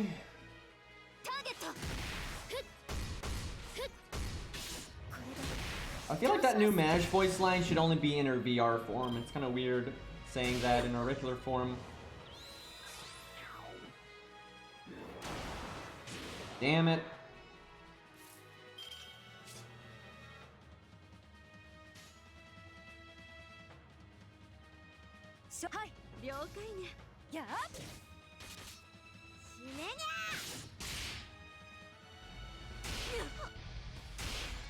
That's not good. Taiga's getting kinda wrecked.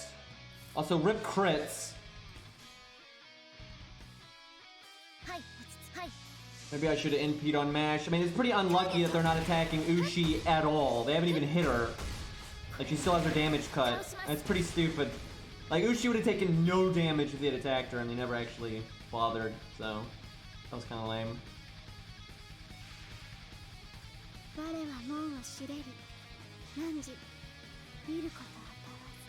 We'll probably get Pale Rider someday. There's no chance, dude. That much health at neutral, we have to kill it like 5 times. We're not even going to get in the ballpark.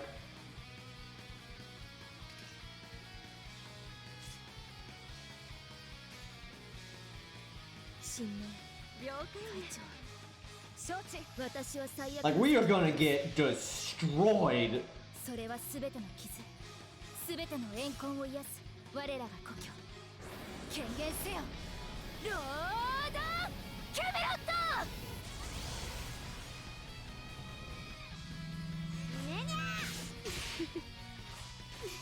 I might actually go lighter on the taunts and go more DPS racy because she is slow to NP. Also, that sucks. What just happened to Taiga there? Now I can't cast her skills. Like, I can remove the stun, but she can't NP. And not being able to cast her skills right now super sucks. There's no point in removing her debuffs because they don't really matter right now.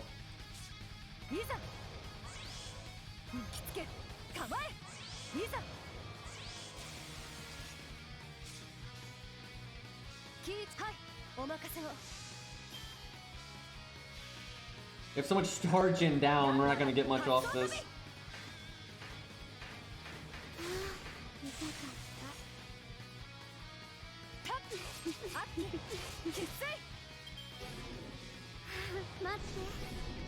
Wow, she's done that twice to Taiga. Excuse me, 3 times. ステータスアップ。 Good God. 落ち着いて。了解。はい。 So much for Taiga's NP.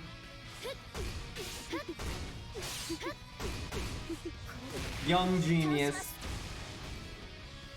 これでどう？苦しめ。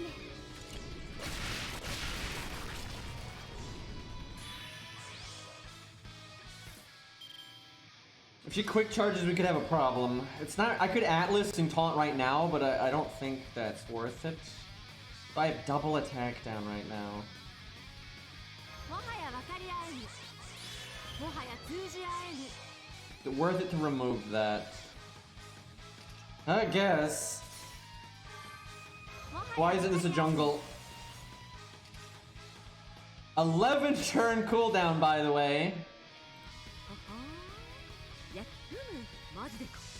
This is just not gonna happen. もう私は自分が自分でわからない。必殺！ It's okay. It's just lucky crit though. God, we're not even close though. We're not even close. We're not even a fifth of the way done. Like this is just not gonna happen.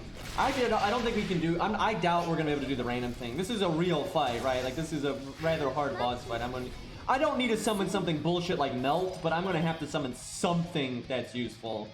Like this fight's, especially for an account like this that it has no alter ego, it has no really strong supports. I don't think I'm gonna be able to do stupid shit. No, I don't think Lip is probably overkill too. Lip is actually like God mode here. She can solo it really easily.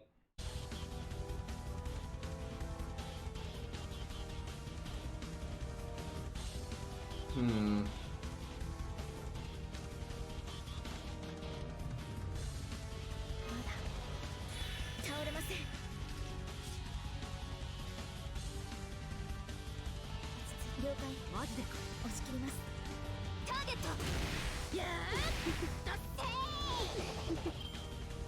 I mean, it's not even Melt being broken, it's just the fact that they're an alter ego. like literally they cut the boss value in half by just being an alter ego.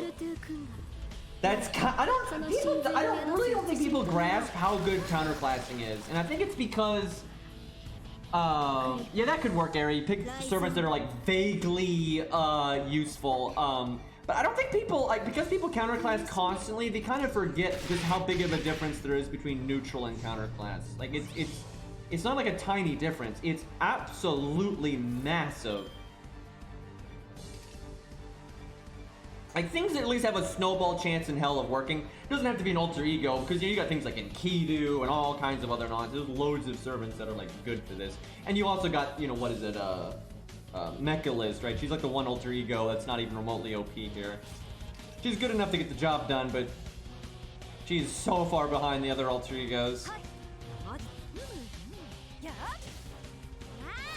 Enkidu might be a bit too much now because he's got his buff, but she is a threat to humanity, so he like one-shots the health bars. Like pretty easy, but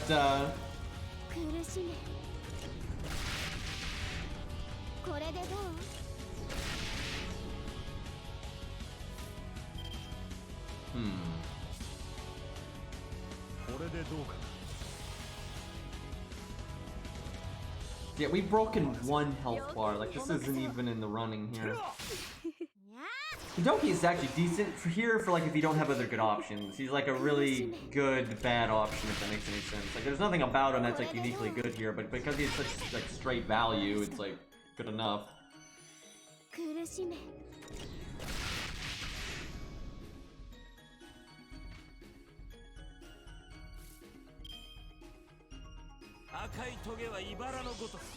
Probably should have waited one turn to do that, because we might get the debuff and want to heal back anyway, and George's gonna taunt soon, so yeah, I probably should have waited.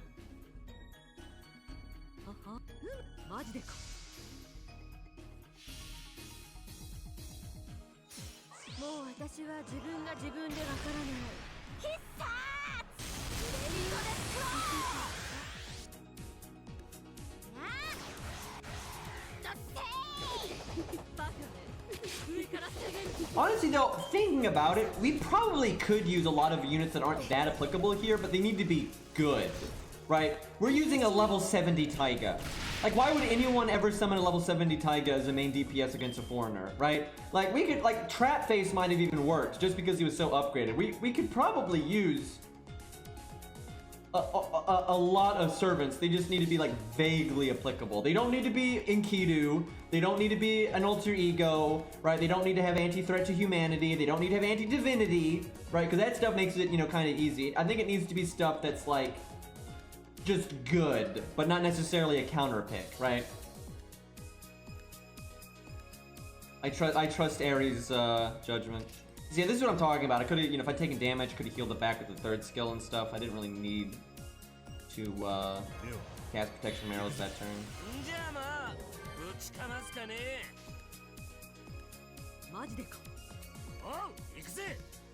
Because honestly, if this Taiga was like level 100 or level 90 and 10, 10, 10, she actually might be getting the job done. You know, we're protecting the team a decent amount. We just do not have damage.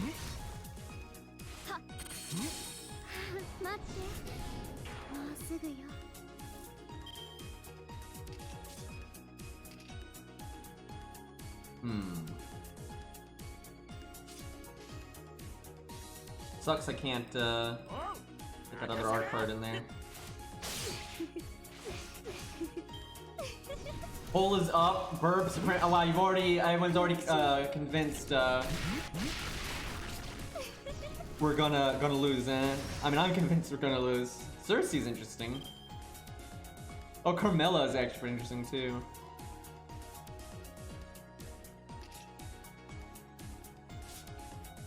I'm actually gonna blackball Hokusai. That just is not interesting. Like, I just find that so boring. I'm not gonna do that even if she wins. Like, that wouldn't be hard, and that would just be super fucking boring.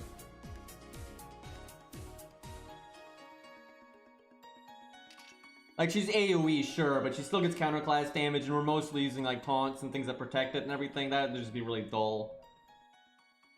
That's true. She gets countered too, though. That is true. But I also don't like her, right? I don't really want to use Hokusai here. We've done that before. I'm like, I could, out of every unit in the entire game, that's probably like one of the only ones I'm like, yeah, that's not gonna happen. I just don't feel like using that at all. Because again, we've done it before. So I'm just like, nah.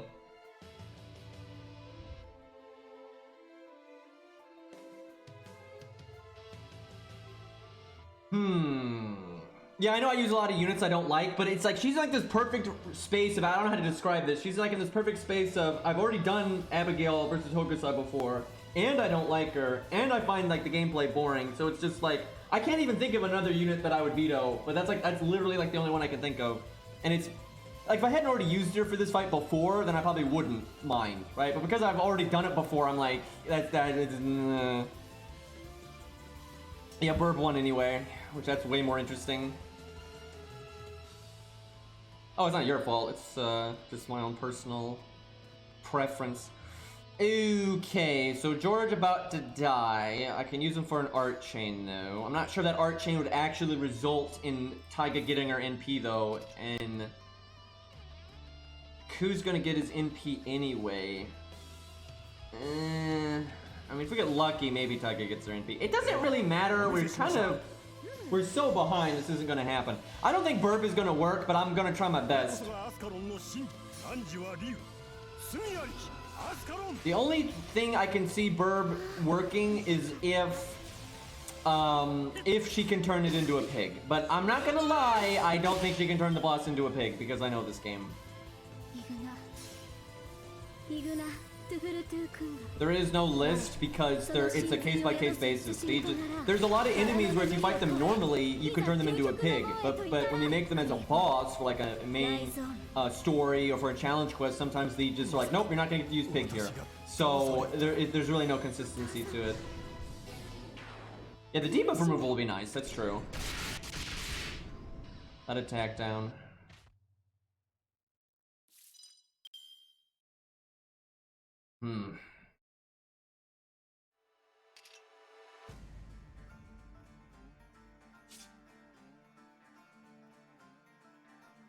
I Guess I NP anyway. Sucks to do it with the attack down, because, we need every bit of damage we can get, but there's a chance I could get my NP again, so...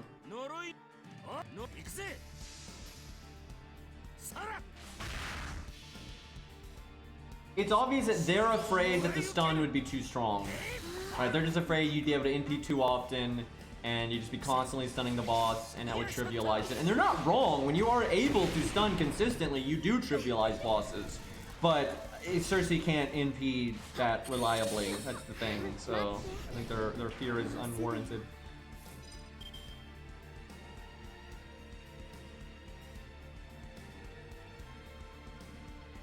Like, how do I put this? I think they thought she was going to be able to NP spam, and I think if they ever buff her, they're going to try to make it so she can NP spam, right? So, you know, in the long run, it might have actually been the right decision, but in the short term, I don't think it is.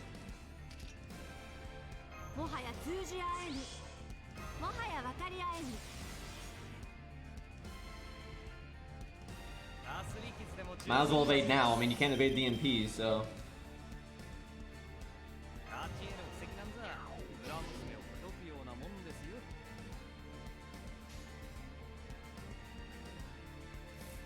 If she gets lucky, yeah, fuck it. I mean, what else am I going to use it on?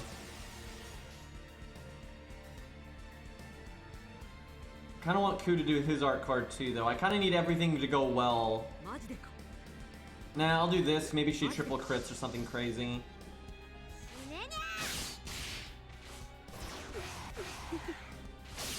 Oh, double crit. Not enough to kill, though.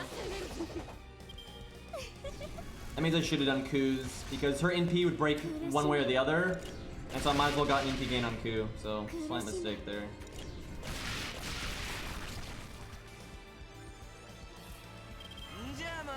She's never attacked Robin, which sucks because he'd have his NP if she did. Could she kill with Buster if I did the cooldown reduction thing and did her Buster up? She still has attack down. Because if I could do Buster and break and then do the NP to the next health bar, that'd be pretty handy.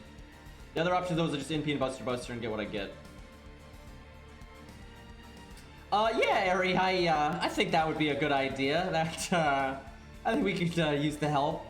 Also, I have absolutely no doubt that you have the best burb. Like, no question. I'm not even asking chat.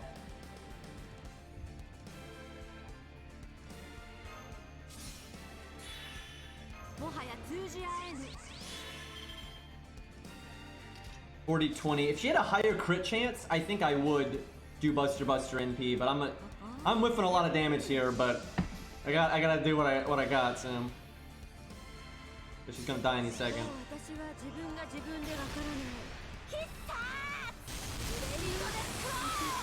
The nightmare is Ku getting NP'd. Ku has enough value left that we want someone else to get NP'd.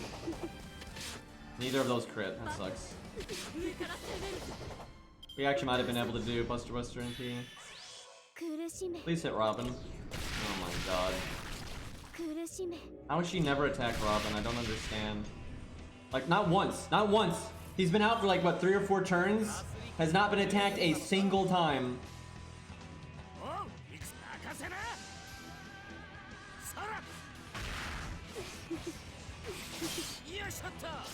That's bad. I mean, Ku's either gonna get NP'd or Robin, and probably before I ever get... My only chance here is she attacks Robin and gives him his NP here.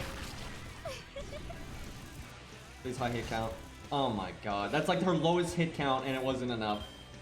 Okay, well, Taiga didn't die, so the one way we get out of this is if she NP's Taiga like an idiot. But otherwise, there's no fucking chance because we have to kill her 2 more times. And Robin has never even NP'd, so please NP Taiga. The value would be so good. You bitch. Well, there goes any chance we had of winning. Yeah, we needed like a big, you know, Ku NP and then a Robin NP. That could have... We actually had a better chance of winning than I thought, and I actually stand by what I said. If Taiga had been like a really beefy Taiga, we might have actually been able to win. We're only 2 kills off.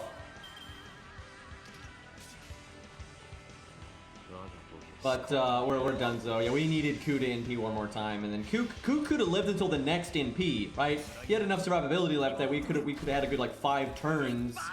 Like we might have won. We might have won if she didn't NP Taiga there. It'd be tough though, because again we have a whole nother health bar, and at neutral those health bars are pretty tough.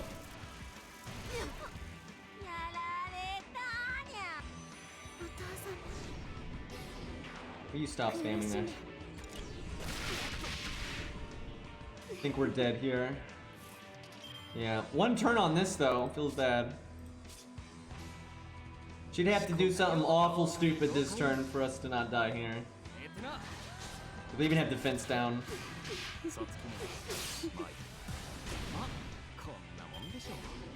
Rip.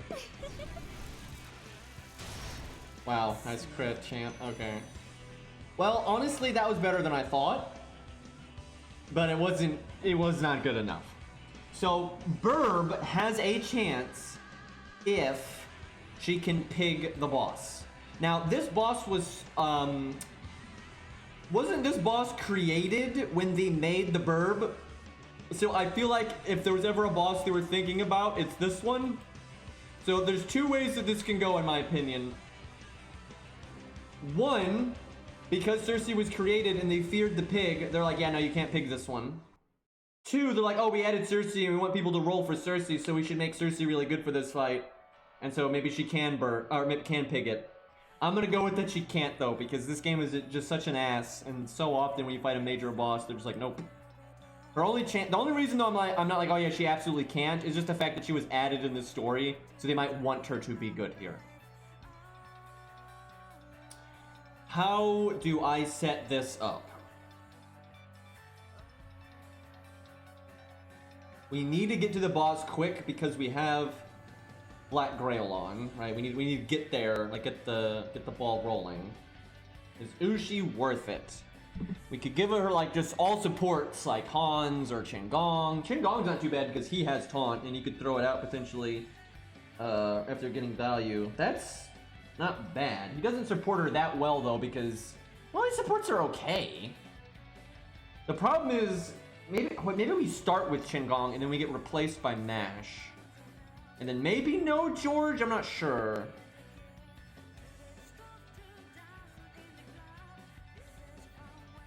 I'm not gonna lie, Ari, I have no idea what the right CE would be. I have absolutely no idea. Because it's like Black Grail's decent, but no starting in P, and you know, the taking the damage. But we also need every bit of damage we can possibly get because it's Cersei and she hits like a feather. I don't know what this is. Qinggong might die before.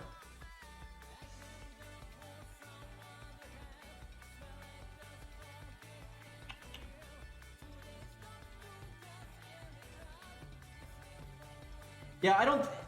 The reason I think she might need starting in P is because I'm not convinced.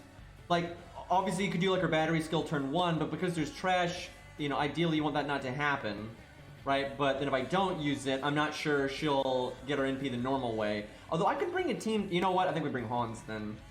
I think we want a team with a lot of art chains. Or even David. How is David better than Hans here? Let me think. Not in any way. I do like Hans here. I'm just worried that this would be too slow to kill the trash mobs. And Ushi's alright. I mean, it's not like Ushi's bad. She does give Cersei the NP gain buff, but that she also wrecks your ability to get art chains.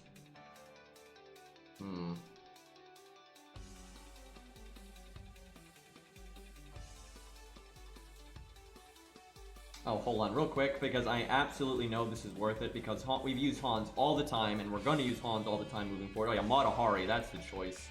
That's the one.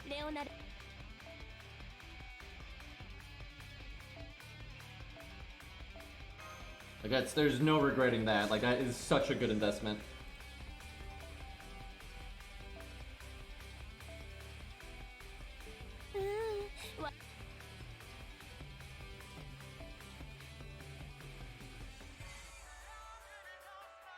Robin, though.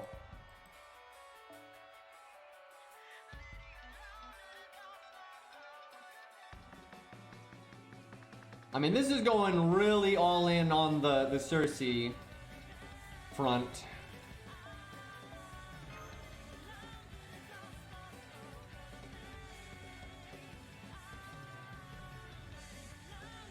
Would he die before the NP?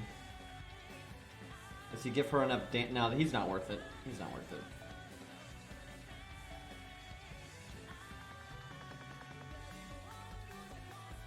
What's the best, like, just straight damage I mean, that, really.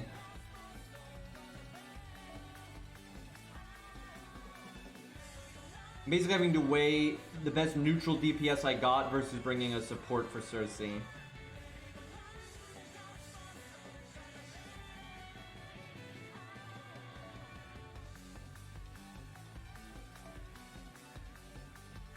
Alright, this could work.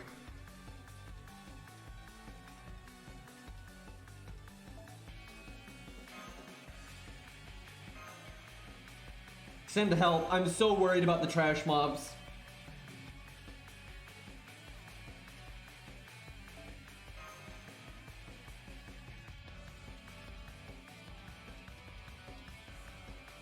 I don't see why Sakamoto would be good here in any way.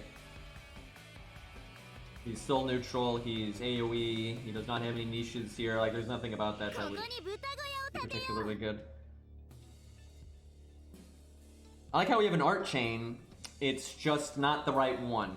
Do I just slap Hans's skill on her? Oh, hold on, let me look at her first turn cooldown, like how long is it? Because if her cooldown's short enough, you can kind of just use it and then be like, you know, just focus on damage and kill these mobs as fast as you can. 7 turns, I would like to get her NP the normal way, then use it. It depends on how much we stall here. See, if I had an art chain right now, I would say we don't use the first skill. Like, I really stand by that. But we literally got, like, the opposite of that.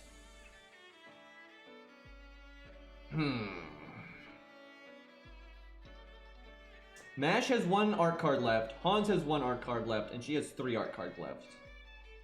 I'm gonna try not doing it.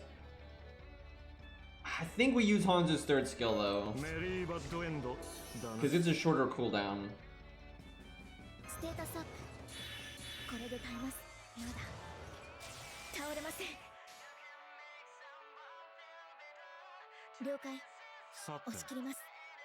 I don't use that Buster card, it's gonna slow down our DPS a good bit. It's fine. Dude, if we can pick the boss, I think we might have a chance. Like, that'd be pretty hype. Oh, right, we're gonna be taking 500 damage, that's right.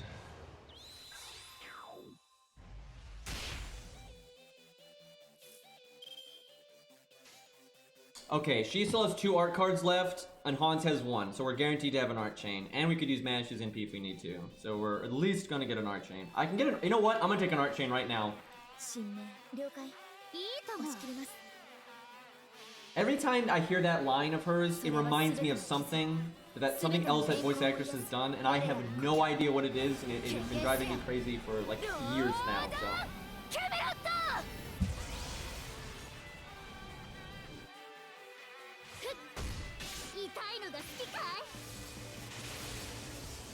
Pork proof. That's a great way of putting that.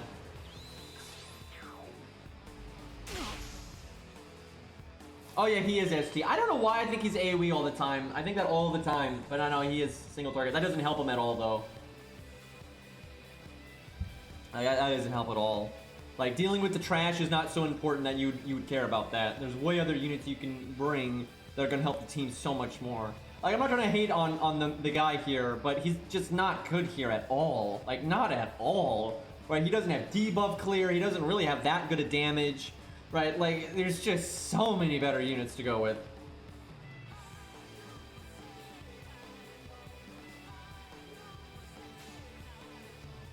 Like, he's not the worst, sure. Like, yeah, if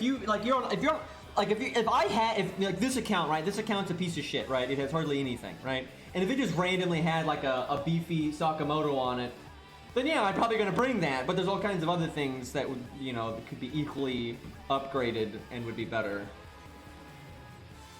Okay, we can arc chain again. We are going really slow on the damage though. After this, I think we really start going ham on the DPS.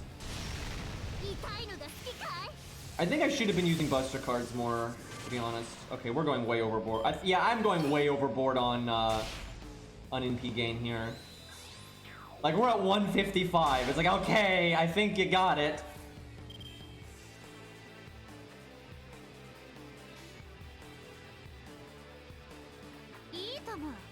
Oh, that's good. We got the heal. That'll offset the Black Grail a bit. Like, it won't completely offset it, but it'll definitely help. That's really nice.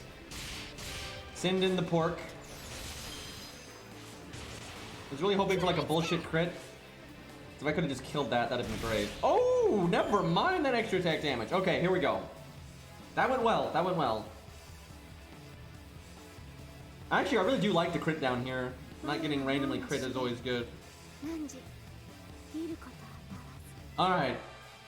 This is pretty exciting.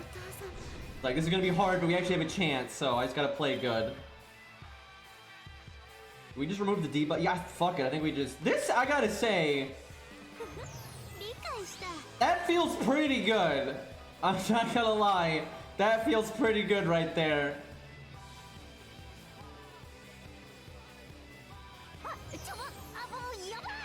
Damn it, she guarded it. It's not that much damage, but still.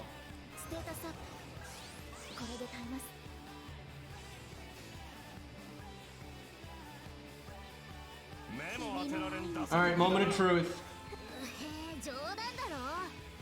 The funny thing is, actually, if we do pork, we should not have used Mash's skill there. Actually, maybe we should have done Hanzo's either.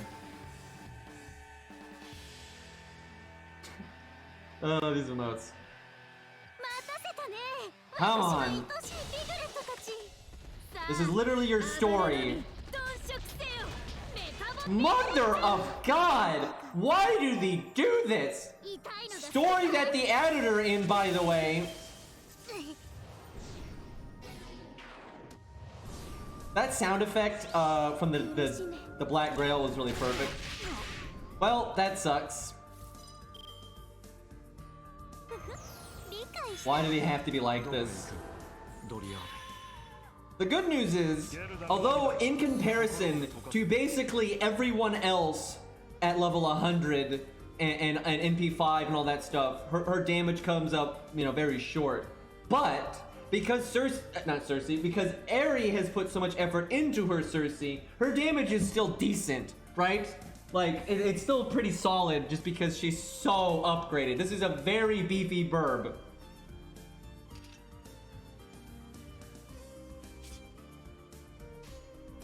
Okay.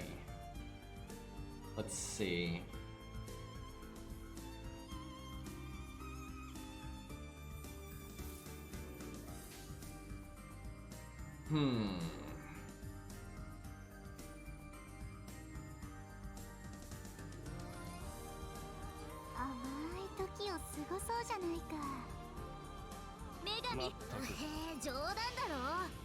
Thought about putting Hans's card first. Give her every bit of NP gain she can get.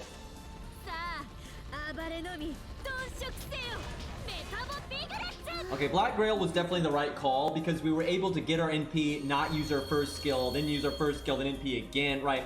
That's a lot of value, right? That's really good. Applying Black Grail's effect twice already, and we're surely going to apply it another time or two, if not more, so that was definitely right. Fuck. Oh, just got it back anyway. Also, crit down feels good.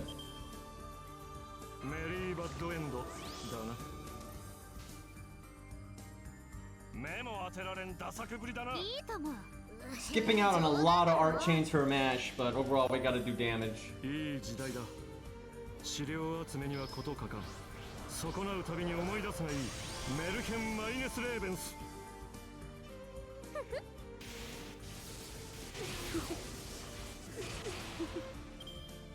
Yeah, the octopus command code's pretty niche.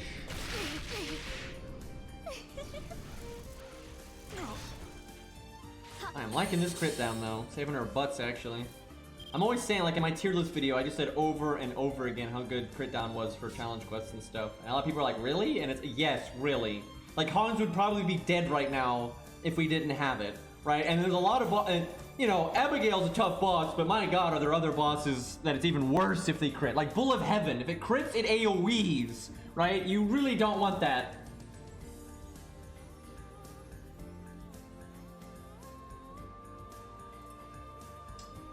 Do we do...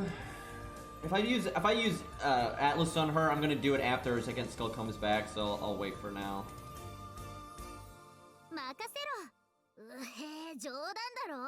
That voice line is a mood right there. Yeah, see, Kajun is immune to debuffs, so that's a whole different problem. These crits though! Hell yeah, and we had the crit up buff. Looking good. I think we might have this. Please give me the octopus.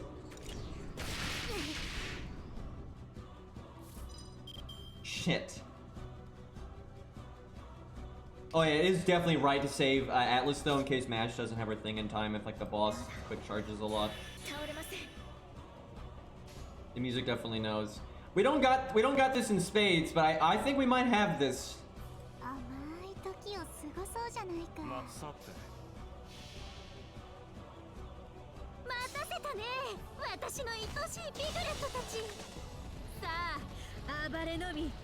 Delete that, by the way, indeed. Yeah, I'm gonna never beat this boss on this account. I want to keep it. One Grail's not worth it. I would actually love to compare some other units to how Cersei's doing. I gotta say, I'm actually impressed with how well Cersei's doing. Obviously, this is one big burb, but still, you know, she's at complete class neutral, no niches here. You know, well, I guess the anti-debuff is kind of a niche, but actually, that's been a huge help. I mean, literally, she removed it from everybody, and she got rid of the defense down, and the star gem down, and all other nonsense. And if we get it again, she's probably gonna be able to get rid of it again. And in an emergency, we can still use Atlas, so... I'm not gonna lie, one of the most impactful things here has just been the debuff clear and then the Black Grail. That Black Grail's been pretty good. Might wait a turn to apply her defense down because we don't really need it. But we'll need it next turn. I really want Hans. I might as well do this because we can't use it to block an NP, so... She's gonna use her first skill next turn, so I don't need NP gain on her now. We'll do the octopus anyway, though. It's actually pretty nice because we might get some use out of that. So I think it lasts 3 turns.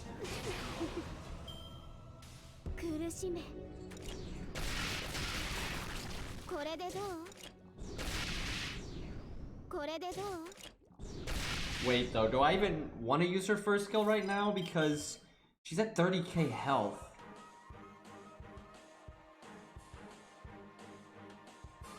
I didn't really think about that. This is really awkward now, because Hans even has his third skill back.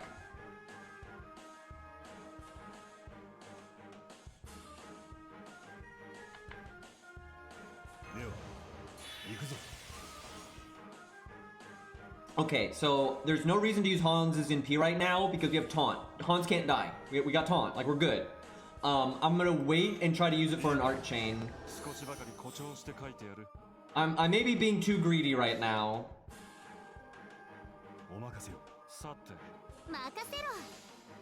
I think I can get away with this though.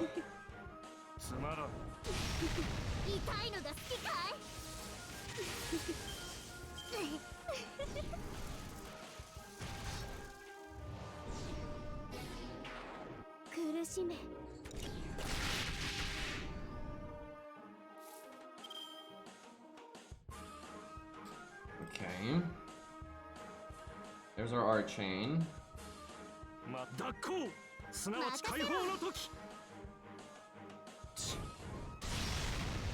problem is we might not break here. Although we no, it's not a break bar though. I can do a normal card next turn and then NP.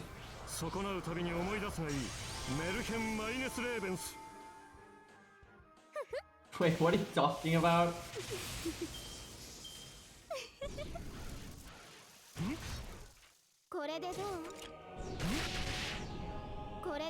3K. Well, we can get that.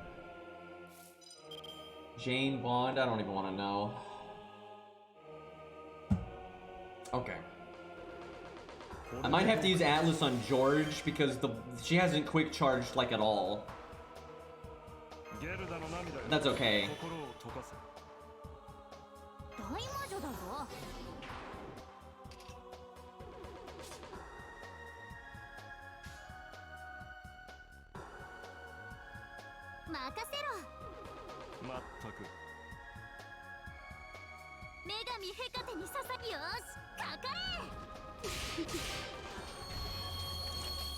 Two lives left, I think. This is still gonna be close.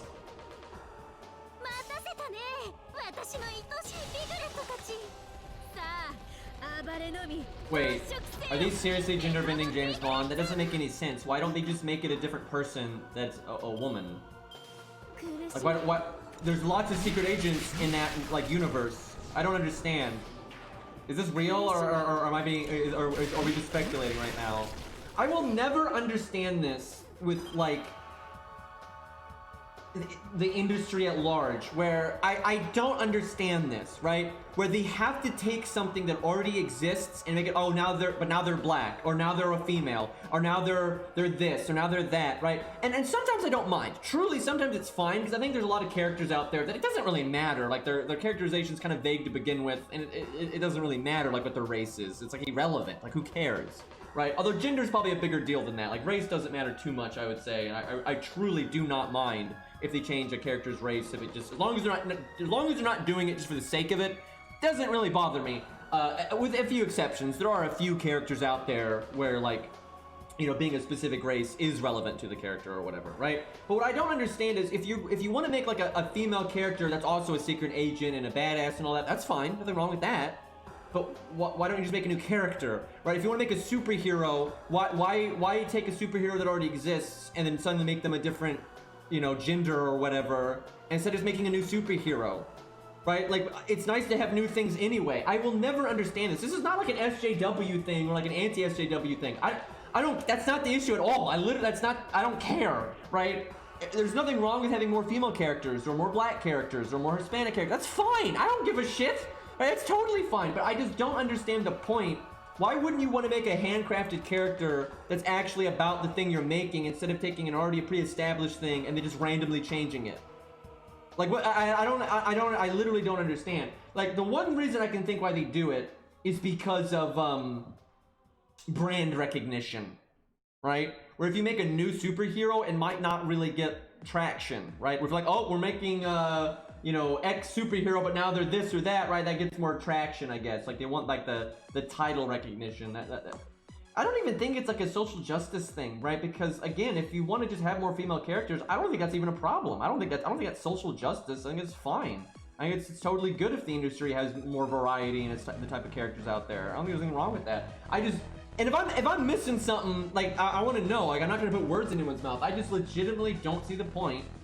Like, I think you could make a James Bond movie that's set in that universe, and you just make a new character. I think people would prefer that. I know I would, right? I'd rather see a new character that's like their own thing, their own shtick, has their own name and everything, opposed to just taking James Bond, but now they're a woman, right? Like, I don't get it. I'm not like offended. I don't get offended by these things. I really don't. Some people get like so pissed and they act like they're being personally attacked because of fictional work, right? I don't get into that. That's silly, but I still feel like, yeah, I don't really care for this, right? It's like I don't get the point of it. I mean, in some cases it probably is a social justice thing, but okay, here's the thing. Even if your objective is that, right? You can still accomplish that by just making a new character, right? Because certainly the end goal is just having more like representation for certain things in media, and I don't think that's inherently a bad thing. I think people, I talk about this a lot, where like counterculture gets really stupid, right? Something will be stupid out there, and then like the counterculture to it will be like this knee-jerk reaction that's like brainless and like very black and white. It's like, oh well, I don't like this thing, so I'm going to be the complete polar opposite, right? That's stupid. right? I think there is a degree of like, you know what, there's not all, like, here's the healthy way of doing it in my opinion. You're like, okay, in this industry, I don't think there's enough female characters or whatever, insert whatever here, right? So I'm just gonna make one, right? That's a totally healthy and fine way of doing it. You're not attacking anyone, you're not insulting anyone, you're not trying to take advantage of anything. You're just like, you know what, I think this industry could use more of this, I'm gonna make this. Fair enough, right? I don't see the problem with that. That's okay. Now, when you start getting, you know, more like agenda driven, then I understand when people can get annoyed and like sending like bad messages and stuff. You're like, oh my god, you know, how dare anyone, you know, be this or that. So you're like insulting people with your movie or whatever. That's different. But like just being like, yeah, you know what? I think, you know, the industry could use some more like female leads. Let's make a female lead. Sounds good, right? But the whole like the industry could use more female leads. Let's take a male lead and make it female instead. Like that? Why? That's not even accomplishing the thing. That just seems like it just seems lazy, if anything. Because I think everyone jumps to, oh, it's social justice. I don't really think so. I think that's an excuse. I think some people out there are happy to take that excuse and to say, oh yeah, social justice, blah, blah, blah, blah. But I think they're just doing that for sales, if anything. I truly think behind the curtains, because you gotta understand, when big movies and television shows and comic books and stuff, when those get greenlit, there's a bunch of, you know, money-grubbing executives in the background. They don't give a fuck about, you know, social justice or anti-social justice or this or they don't give a flying fuck. They care about the money, right? So I think a lot of the time it's the brand recognition that they're after, right? The executives are like, okay, fine, you can do a female character, but you're gonna, you know, your ass has got to use this brand because this brand sells, right? I think people underestimate the people in the background a lot, and they just jump on this LOL social justice hate circle jerk. And I get it, there's some people out there that take social justice way too far and it's absurd and ridiculous. I get that. But I think the opposite gets ridiculous too, right? I'm not trying to be like middle of the road Andy here. I'm really not. I'm really not a fan of when people get like overly, you know, agenda driven. And I think some things out there, they insult people when they shouldn't, right?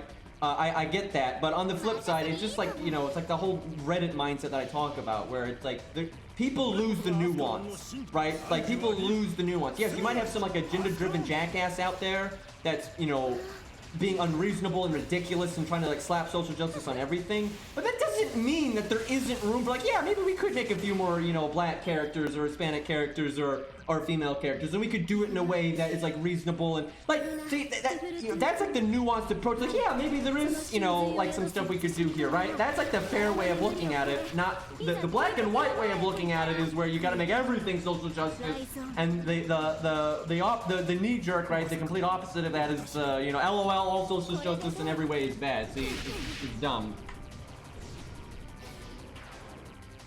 All right, let's get back to the burr. That's enough of that nonsense. Okay, so we have 2 lives to go. We're almost out of gas. Hans is gonna die. Is this my last taunt? I think this is my last taunt. What's your favorite stage background? I mean, there's literally no way I can answer that because there's been so many stages over the years. Like, I would need like an album, right, where it's just like every single, you know, stage background ever that I could just go through and think about it, right? I have no idea. There's loads of stage backgrounds that are very nice. Oh wait, we have our first skill. Right, we're actually looking really good right now. Because I'm going to be able to NP again because we got the command code and everything.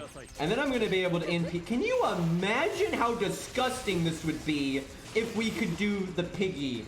So I feel like, obviously, this is, you know, this is like the burb, right? But if this was like a level 80, 10, 10, 10, maybe NP2, and the pork worked, I think she could probably still be quite the MVP here. Because, I mean, to be clear here, it's not like she's getting carried by OP supports, right? This is a bare bones as fuck team. And again, our thing's not working.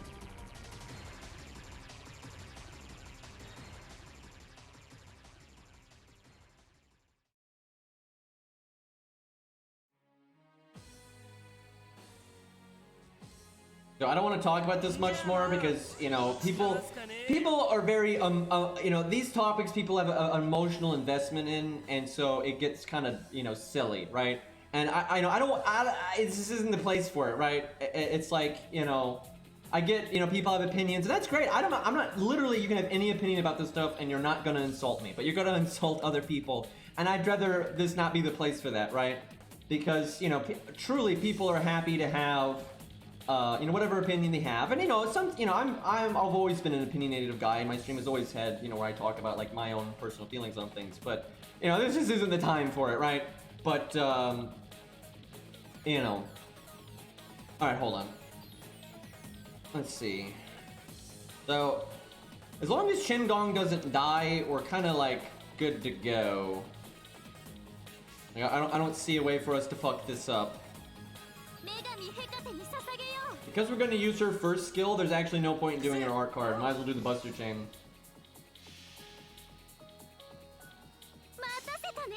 Yeah, no, I gotta cancel the app. I don't think we need a miracle to win. I think, unless we have to kill it one more time than I'm thinking, if we have to kill it one more time beyond the next one, then we're fucked. But if we only got one more to go, I think, yeah, we only got one more to go. I think we're all, I mean, it is a big health bar, right? But I think we got this. The one way I can see this going to shit is if, she just crits like Shin-Gong this turn. That would be pretty bad. My god, though, if we could pig the boss, this would have been so easy. Okay, we get some nice value on this one. I think we're good. Wait, Cersei is lower in health than I was thinking. I just realized she's actually kind of fucked up. I didn't even notice that. Because we've had so much taunt and stuff, but I guess we've also been killing ourselves every turn. Okay, I'm a little worried. We're gonna be cutting this close.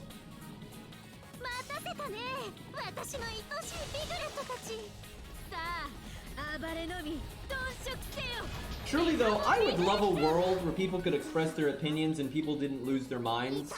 I wish we lived in that world. It's not the world that we live in, but like I always say, I don't see the need to be offended or mad at people as long as you come at it from the approach that you think the other person is just trying to do what's best. They're not trying to, like, you don't have like some evil agenda where they're trying to put down a certain group of people or result in children dying or whatever. And yeah, there are some individuals out there that actually are fucked up and are like that. But I think most people are ultimately just trying to do what they think is best in the world, right?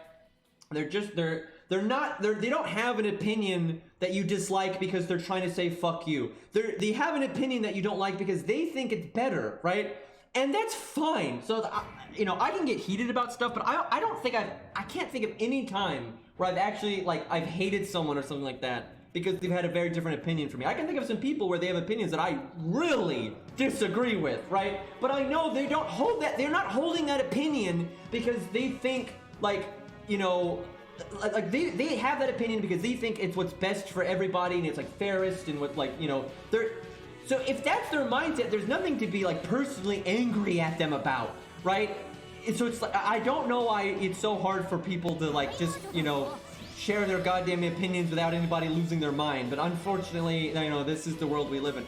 Wow, I don't believe this. The boss has only got 80 or 73k health left. Like, seriously, as long as Cersei doesn't just get her face blasted, and even if she does, I think we still might be fine.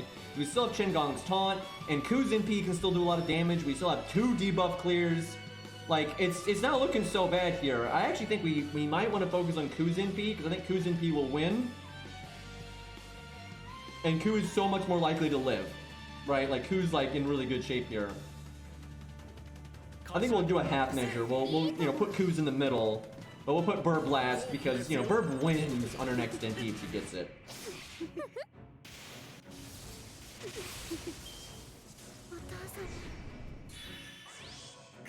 Okay, she just quick charged. That's actually kind of good. Normally I'd say that's bad, but because, ooh, okay, that was close. I was gonna say, because I wasn't gonna have a taunt that much longer. Yeah, we want her quick charging there was so good for us, because now I feel like, yep, she's literally never gonna get NP off again. Ku's next NP will win. Burb's next NP will win. There's no way they can die now. Like, we've super won now. Like, we're in super good shape.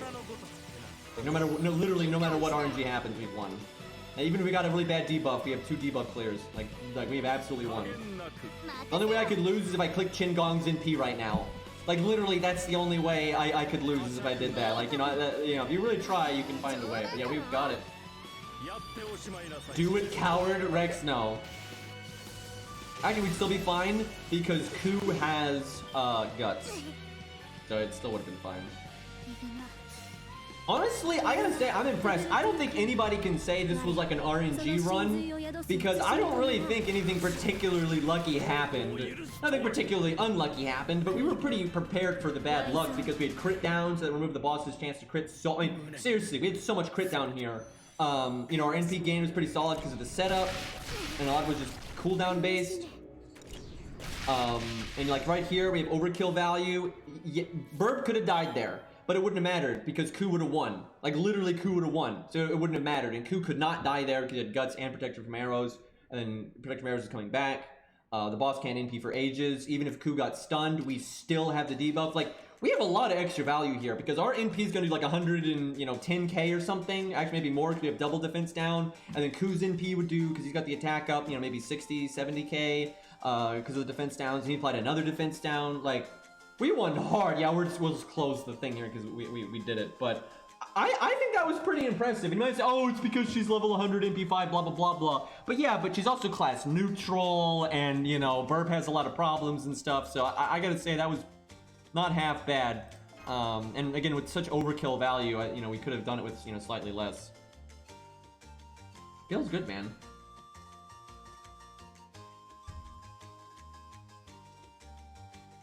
What is this, Ari?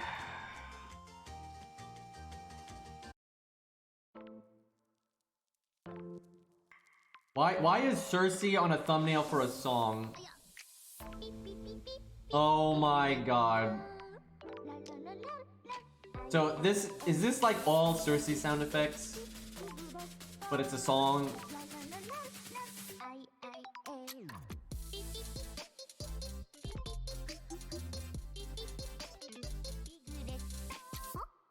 I don't even know what to say right now. I feel like we should have been playing this during the fight. Also, is she eating a what's that type of ice cream called? I forget. It's like the multi-flavored ice cream. I forgot what it's called. Neapolitan or something? I guess she does have the colors. Okay, I'm trying to think. So we can now do this boss whenever we want. So just to mix things up, instead of doing this boss more, I kind of want to go switch to my main real quick. While we listen to this, interesting piece of music. And I want to fight Siegfried from CCC. I want to use dragons that are class neutral, because MHXX, although got lucky a bit, got incredibly close to winning.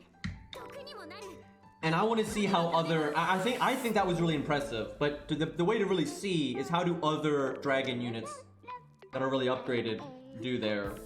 So we're gonna try to throw the best dragons that are neutral against Siegfried and see how they do.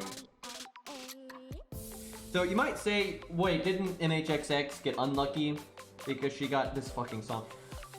Anyway, you might say MHX got unlucky because she got crit for 12k, but in my experience, I did that fight many times with her. If she did not get crit or double bustered, because she'd also die if she just got double bustered. What would happen is if she did not instantly get melted by normal cards from Siegfried, is Siegfried would cast his anti-dragon skill twice. And at that point, it was like impossible to win, because now he has a 3-turn 60% defense up and is doing 60% more damage to you for 3 turns. It was just... It was either that or he just one-shot her. And she never won. Like, the video was literally the closest she ever got to winning. And we just got lucky, really. But yeah, still lost. Feels bad.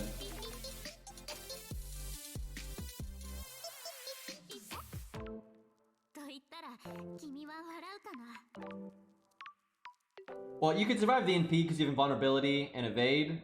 The issue is his normal card damage just gets so high. It's just period. He's going to one-shot you as soon as you're out of invulnerability and evade. So he's either going to one-shot you or he's going to two-shot you, like over 2 turns. It's one or the other. There's just no way. Like, even if he doesn't one-shot you on the other turn, then he probably has so much anti-dragon and whatnot that you might say, oh, you were only 1 turn short. But that's because he didn't cast his anti-dragon skill multiple times, so he didn't have the extra deck defense up and stuff. So it's pretty tough. Okay, I think I've got Samsung Flow working. Except I forgot to open it on my computer. God damn it. Hold on. So I'm gonna try to remember that song anytime we do like major things with Cersei, but I don't know how that got created. How do these things happen? Yeah, MHX isn't counterclassing.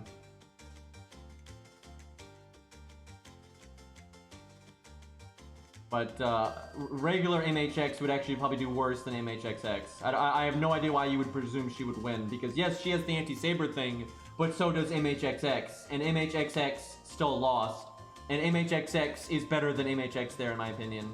Like, it depends. MHX will definitely crit more and things like that. There are things in MHX, regular MHX's favor. Like, I'll try it. Like, I'll definitely try it. But I would say overall that MHXX is more favored than MHX.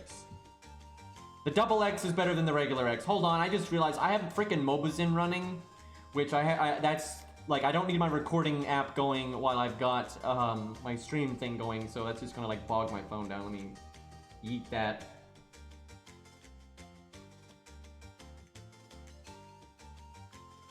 The only, like, dragons I see doing really well there are ones that are counterclassing, like Berserkers and Archers and crap like that. In terms of, like, being straight neutral, even if you have a niche, I think it's pretty tough, because MHXX has a niche there. And it was not enough. Although I think MHXX could win there, but your win rate would be like 5%. I mean, I did that stage many times with her and she never won. Although there could potentially be a different CE that I could have used, and that might have made the win rate higher. Like, maybe there's a world you could get a win rate up to like 25%, 50, maybe 50%. I doubt that though. But in my experience, I did the stage with her like 10 times, and she lost every single time, even when I got good luck. So, okay, now I can stream my regular phone. It was really not ready to be streamed.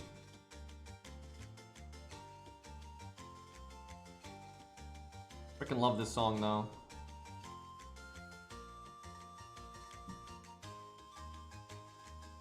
Good old Samsung Flow.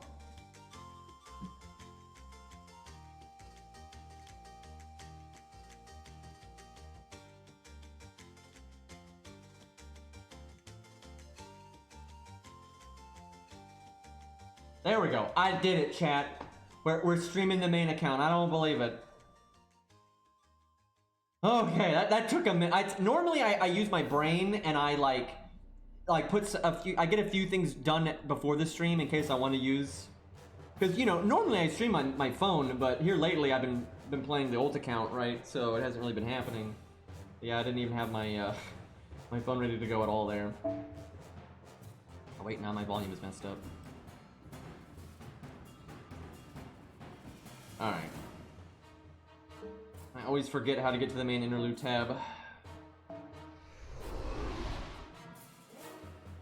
Oh, did we get raided? Excuse me, I was like, you know, having to deal with shenanigans. Thank you, Blue, for the raid, man. I'm sorry I didn't see it. I was just like, I was fiddling with my phone. I'm probably so late on this, but yeah, thank you for the raid. I appreciate it. Look, I'm old, I'm blind. What do you want from me? All right, which one is, okay, this must be it. The other fight with the saber is Attila, so it's an A. Alright, let's see if we can find an MHX that's like on par. If not, we'll have to hope for the best. Well, there's that too, but so yeah, goal is dragon class neutral. So literally any dragon that's class neutral. If you've got one in chat and want to see how they do, let me know and we'll try them. I've got a few myself I can use. I guess we could use Siegfried himself. That'd actually be kind of interesting. Oh, Sigurd. I guess Sigurd counts too. Well, that's one. So okay, let me make a list here. Let me bust open a notepad here, and we'll, wait, is Gray a dragon? I guess that makes sense. She's gonna have a hard time, though, because she's AoE. We don't even expect the AoE ones to win. It's more like checking them as, like, a benchmark. There's no way the AoE ones are gonna win. Okay, we got... Oh, God, my print size is massive. Okay. Sigurd, Siegfried... MHX, if someone's got one. I don't know if we've got one though. Gray, we definitely got those. Zaw's got one. What else? Liz, no way, because she's the wrong class. Well, she's got... We can do Saber Liz. I doubt anyone's got a good one, though. Alright, if anyone in chat's got a good MHX, that's definitely what I want to try the most, just because we just did MHXX, so it's kind of fun to compare that. Ruler Oratoria is not class neutral, that doesn't count. Although she's AoE though, so it's kind of even. Because she's not full counterclassing either, she's half counterclassing.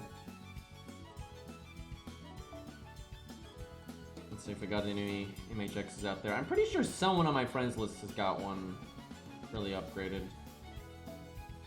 Yeah, unfortunately most of my viewers are on NA, so it's hard for me to actually do stuff with them. Kind of feels bad.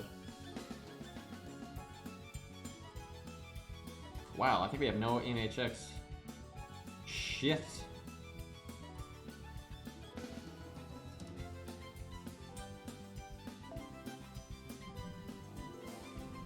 Oh yeah, Poi Poi's got Gray as well. Level 100, 6, 10, 5. Feels ult account, man.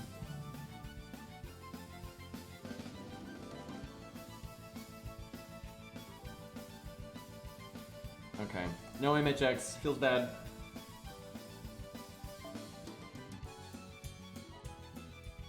Gray's not a dragon. I guess she's not that Artoria. Alright, let's do Zigguard then. I've got my own Zigguard that we can use. He's not 10, 10, 10, but the skill that is 10 is the skill that never mind. No, never mind. That'll work. Alright, let's see. Atlas is a no. It's either Anniversary Blonde or Default.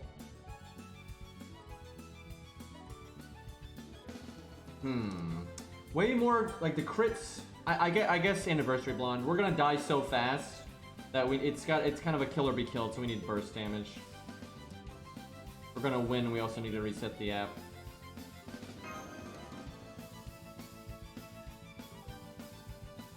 Yeah, that's a Zigguard right there.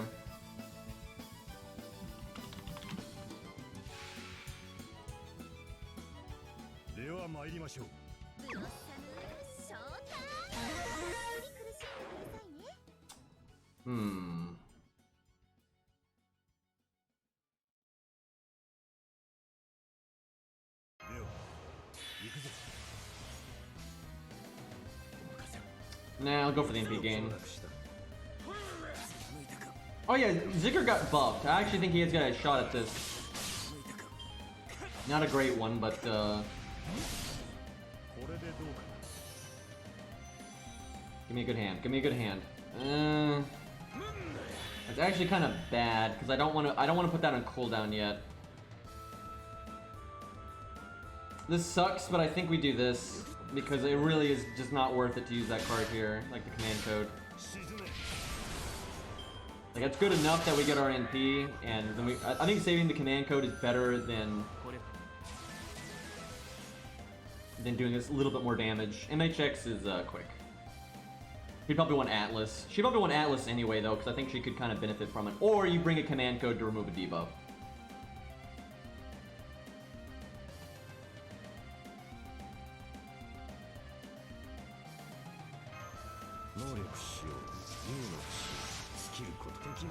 This is your Zigguard, yes. Obviously. Yours is bigger than mine. Though to be fair, my Zigguard's still pretty big. I'm just saying. Cough, cough, cough. Just gotta get my skill ranks up, you know. Okay. I'm trying to think how we want to divide, like, our stuff. Because we have 2 health bars to get through, right?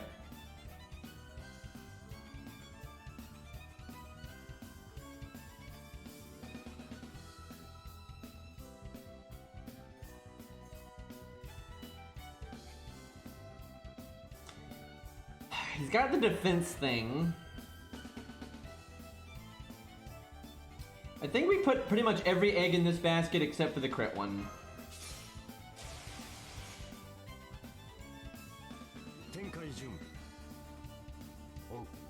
Okay.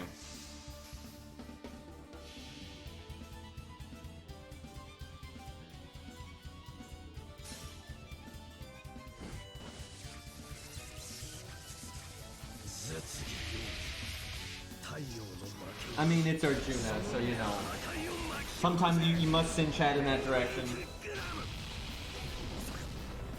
By the way, I was actually in the viewer list for a while the other day, and Zaw tried to Sanson me, but it didn't work out. He ended up Sansoning himself. Oh my! See, that's what I'm talking about. He didn't even crit, and he one-turned us. He just absolutely destroys dragons, dude. He is not having it. Like, if you're an archer, you can live one turn, and that's probably enough to get the job done. But Jesus Christ, man. Okay, I need to get my there's too many things I need to get done here. This is not good. His damage was great. Like, we threw out so much damage there, but I really wanted that to crit. If that had crit, maybe we would have gotten our NP off of Siegfried attacking us. See? That's what kept happening to MHXX. That's why normally MHX got destroyed. Like, normally she didn't get that close to winning, because this happens. And then now you don't do anything. Right? Now it's like, well, what's damage? And it lasts 3 turns. And then he can do it again. Like, that happened once, where he had 3 of them up. He had 3 of them up. It's like, what are you supposed to do against that? Siegfried is a bastard, man. He, is pretty tough. Like, that's what I was trying to get at, is what MHX... I had so many comments from people, like, mad that MHX didn't win, and like, oh, that doesn't really show her off, and blah, blah, blah. Like, honestly, MHX did damn good in that video. Because, like, seriously, this is fucked if you're neutral in a dragon.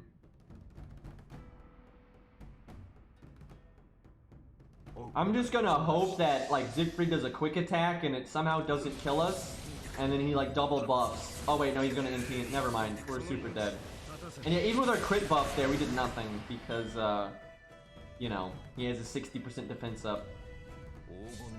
Well, at least we're gonna die in style, chat. Like, where we're dying to something, you know, that's cool.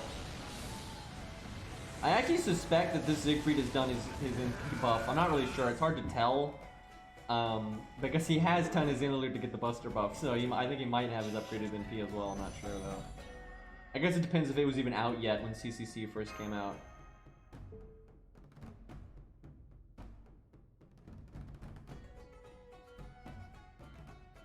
Okay.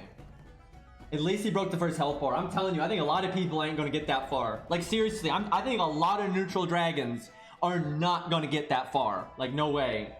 So at least he did that. Oh, Mordred's one we could test. She's a neutral dragon, although she is AoE, but she's still got good skills that are kind of single targeting. She's kind of like halfway between single target and AoE, right? She's kind of too good to be counted in the AoE camp for this, but she's definitely not as good as like some single target stuff can be. Dude, I don't know if we have a caster shooting or whatever the fuck. It's not one like worth a damn. Because, you know, we're trying to test out you know, the pinnacle stuff here. And yeah, she'll probably die in 1 turn. I actually kind of agree with that. If someone's got one, I'll try it, but I think she's in for a bad time. Alright, I'm gonna check real quick. I don't remember Grey being a dragon. I can see why she might be, but she's not at... The thing is, it's almost like a lie that she's like that connected to Artoria. Like, the whole essence thing didn't really like work out the way they wanted it to. She is not a dragon. Okay. So, none of that. So, for myself, I have several dragons I could try out. I'm actually kind of surprised at how few we've got here. Oh yeah, I guess there's Artoria. I don't think that's gonna... I really want to test MHX. I'm really sad that no one here has MHX. I kind of like, I wish I had my own because her gameplay is really fun, but I don't, because she's limited and stuff, like I don't care enough to actually roll on her, right? So, you know, being free to play and all, you kind of have to pick and choose, so it never really happens.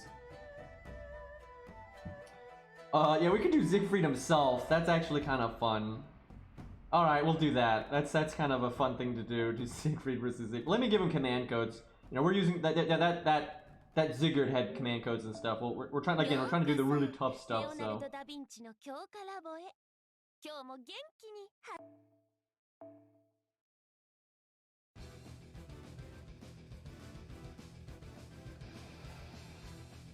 What do we want to give them? Because that.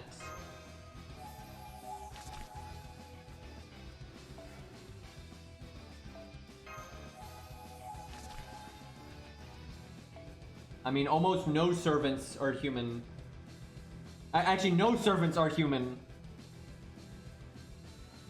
Like, none of the servants in this game are human. None of them. When you fight, the ones that are as enemies is because they're not servants. It's a story thing. Like, you as a playable unit is not human. And Sitting Master as a playable unit is not human. They're only human in the... as an enemy. Because it's like, you know, singularity, circumstance nonsense, where they're there physically.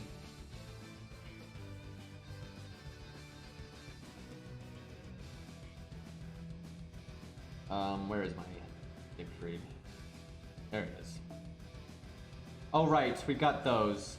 Although temporarily, this probably isn't the best. To do the Gilgamesh one instead. But this one's fine. That's just 20% more damage.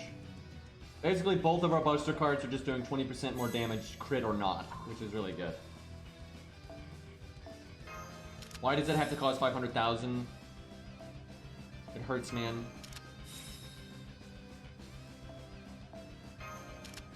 By the way, the main reason we're going to lose this is because the enemy can cast their third skill multiple times, and we can't.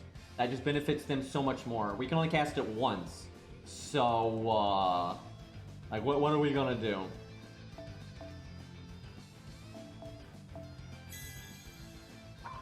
Great. Someone else has got the ones I want to put on my art card, because...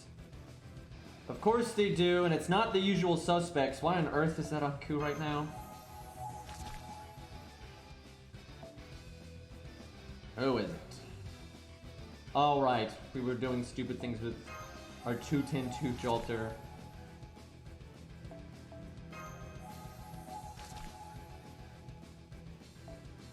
Can I have a command code that just, for like a turn, makes me not a dragon, so his giant damage bonus doesn't smack us?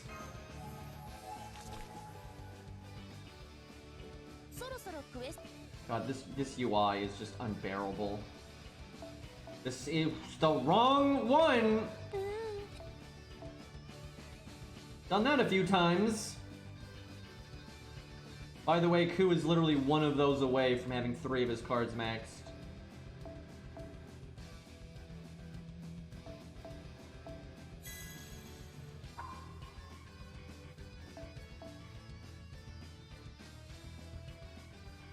Not a lot I can put on this that's gonna help. Does the defense removal command code even work? Because it's not straight defensive, it's dragon defensive. I wonder if it works anyway.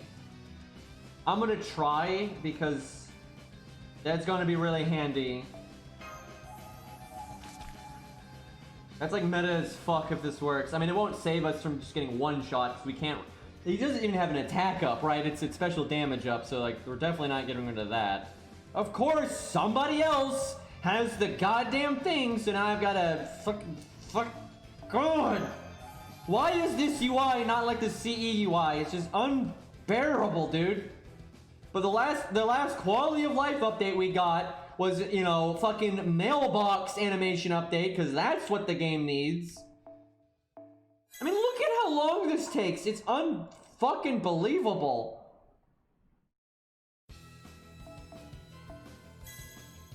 Okay.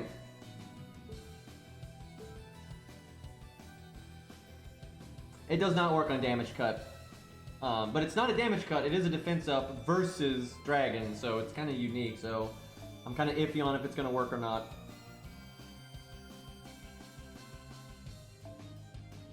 By the way, I would just like to throw a shout out to Max, because Max has been a viewer for a very long time, and they lurk like all the time, but they're so reliable, and they've helped me make so... You have no idea how much they've helped me make so many YouTube videos, and they've got like super cool units leveled and everything, and they've always got like a George slotted, like they've always got a George slotted. They've always got good command codes up, like it's very nice. But yeah, they lurk and stay in the shadows. But yeah, they've been like one of my go-to people for like an OP David and George and all that.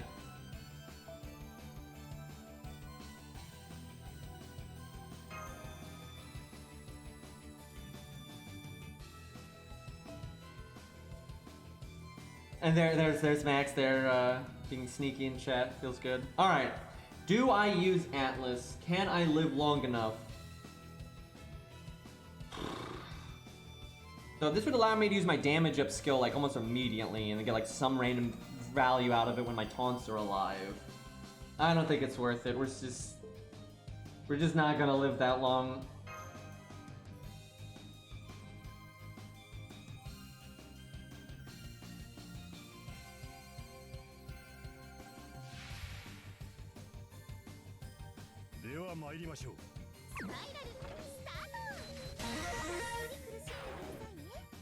Okay. Well, we're gonna get our NP right off the bat.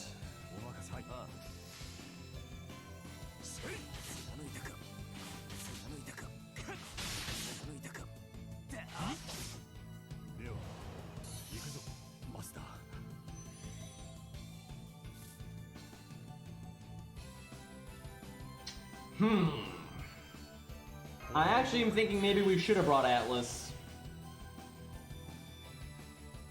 Oh right, we can get our defense up too. That's actually kind of nice. I actually think it's not right to go brute. Because George is going to give us NP on death. Obviously, we would do so much damage if we have the Buster up. Oh wait. Fuck, I didn't bring I should have brought Atlas. It wouldn't happen though. Like if I brought Atlas, this wouldn't happen. Like if I bring it next time, this won't happen. With the way this is going, hold on, I'm gonna get the Blaze Blue song that plays when you fight yourself.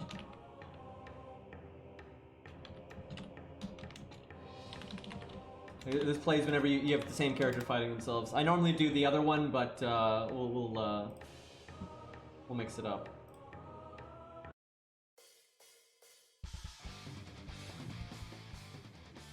Alright.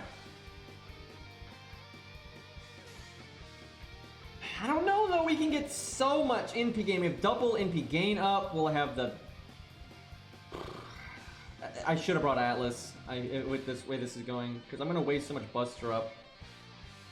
Maybe I shouldn't have used my third skill. That's probably where I messed up. I shouldn't have used my third skill, and I should have just NP Art. That's what I should have done. Because I should save the Buster up for when I can crit. And I made such a mistake there. That's definitely where I messed up.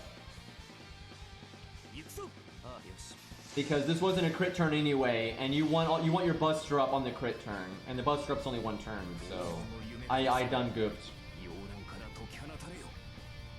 Yep, I should have gone Atlas, and I should have, or even if I didn't go Atlas, I should have just not used my third skill, because we still do the anti-dragon damage and all that, right? Which is like still pretty decent. That's really good damage for being AoE, by the way.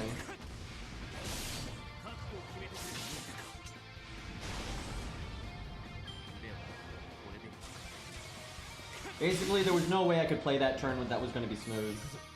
Like, it was just kind of bad no matter what I did. Please don't one-shot me.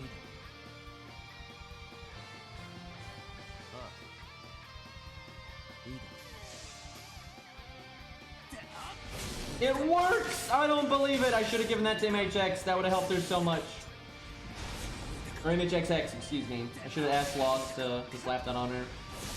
Because then she would just need a run where, like, he doesn't crit her or double buster. Like, she'd still have a terrible win rate, but she could. I think she could actually win with that command code. Her win rate would probably be like 25% at best. Might not even be that good, but.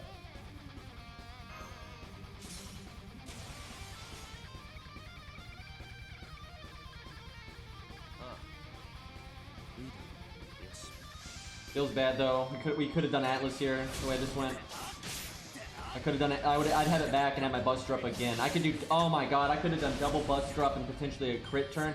Fuck, he might be able to do this. If you get really lucky, you might be able to do this. You gotta get lucky. But like if you do Atlas and you get lucky with a crit setup,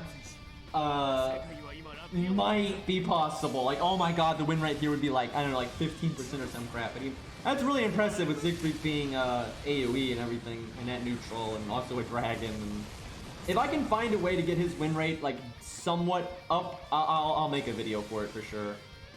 You know, I might take a second, but yeah, I think there might be a route where he could potentially win. It ain't this the way I'm playing now. It ain't this one, but I do see where this might be possible. In MHX, it's hard to say. It's hard to say because she's still very susceptible to just getting, you know. Has anyone seen the Pro ZD video where it's called like when you fight the final boss after doing all the side quests, right? MHX is very susceptible to that. Where Siegfried is less susceptible to that because he's got the dragon defense up, so that kind of offsets the anti-dragon damage, right? So he can generally live one turn through his health bar, where MHXX can't. Yeah, I think Siegfried can do this. You're gonna have to get lucky. Like, you're absolutely gonna have to get lucky. But I think he might be able to do that. I'll look into that later. We'll test out some other people because I think we can see he can get some pretty good value there. You'll never see Prince Warrison, dude. All right, let's see. I'm telling you, I'm gonna check on my Discord later. I'm gonna try to find someone that's got MHX. Next time we stream this, I really want to test regular old MHX versus MHXX.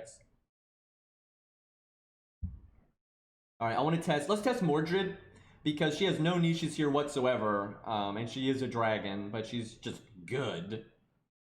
Boy, Zaw really wants to test that. I tell you what, next stream we'll do that too. Even though she's not a dragon, I think it's more than fair enough because she's AoE. It's like, yeah, she's not a dragon, but she's fucking pure AoE, right? Like that, she's at such a disadvantage here. I'll do that next time. Also, shoutouts to Zaw too. Zaw's always helping me out and is pretty much in every stream I ever do and stuff. There's honestly too many people that like I like that, like, God, I have so many like viewers that just hang out all the time, man, and it's like, it's awesome, dude. It's nice to be able to. I can literally stream at like 4 a.m. and just have a bunch of people that can hang out, man. It's nice. But yeah, I've got a list in my mind. It's a very big list, but there's just a lot of people, man, that I really appreciate. But yeah, I don't want to start. I'm not gonna start shouting everybody out because I'd be here like all night. So there's like no point in doing that. I almost started playing that fucking Cersei song again. That would have been the wrong button. Okay, hold on. If this is the last fight of the stream, I gotta switch the command codes around. And Aries over here helping the stream out with, you know, modding and doing the poll thing and all that stuff. And Aries always a fun person. Except for when she makes me use, you know, certain things, but, you know, that's all of you. I'll say that's another thing. You all also suck. You're all great, but you all also suck. You all get all, like, you know, let's use this stupid piece of shit unit for, you know, content that's obviously not gonna work for, but, you know.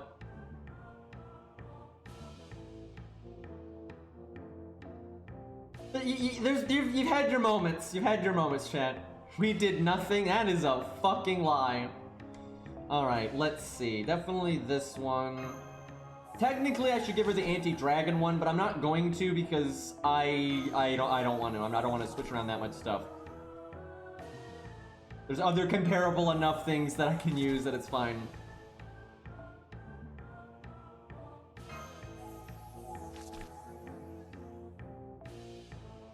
Chat has already gotten me to use Trap Face multiple times over the last few days, which was ultimately Aries' fault, because normally I would just tell them no, but I'd kind of already agreed to the poll thing, and so I didn't really have a choice in the matter. Where's the other dragon shtick? Like, who else would I ever put that on? There it is. Wow, that's 25%, Jesus.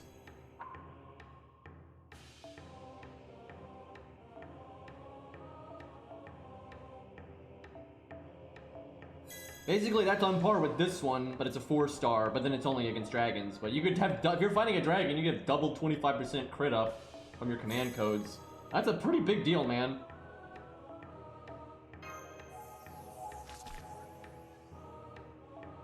Yeah, Poi Poi finally got his way. It finally happened. It took a while. I tell you what, I will say, I do want to actually show off how Trapface is not as bad as people say he is, because he's really not. Like, on the flip side, he's also not as good as some people say he is. But, you know, he's got this, like, reputation of being, like, the worst thing ever, which he's just not. But we used him in such an unapplicable circumstance. At some point, I'll find a time to use him when it makes it half a degree of sense. Yeah, I'm talking about gameplay, obviously. I think I'm gonna go Stargent and Art here. We have to be swift. God, Mordred, why do you have to be a fucking dragon? I doubt she even knows that she is a dragon, to be honest. Like, with the way she was born, and like she doesn't. It's not like Morgan gave her a history lesson. I doubt she has any idea that she's a dragon. Like, I don't think she knows.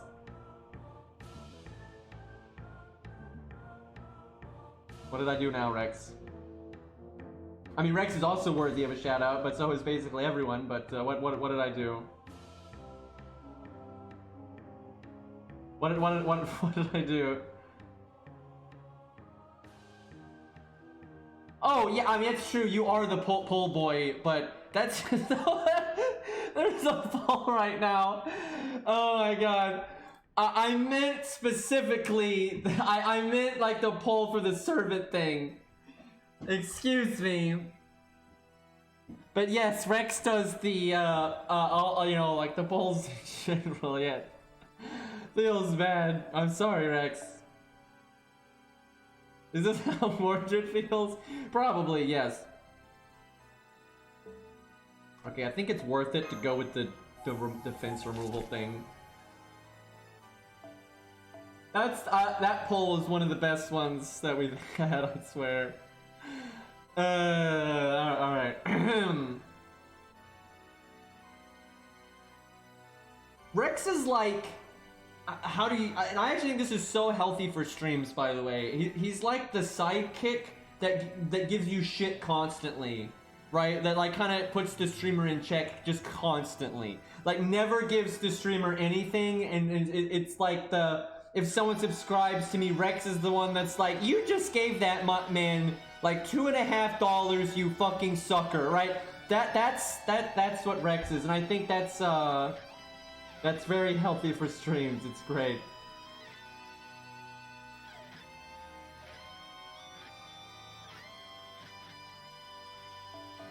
What do I give this other art card?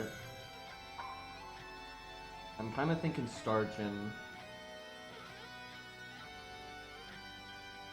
Or Star Bomb, excuse me. Definitely not Stargent.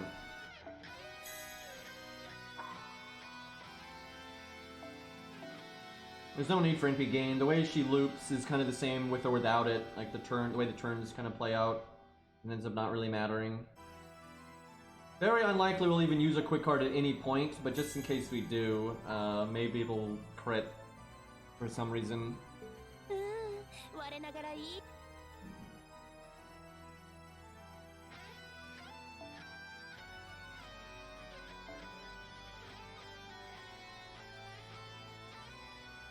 Honestly though, I have like no complaints like I have complaints in chat when I like play Monster Hunter World, right? Then I have complaints. But like my regulars, you know, my typical viewers, they're great. Like no problem. I mean, they're shitheads, but you know, generally they're pretty reasonable. I'm a shithead too, by the way. Like, let's be real.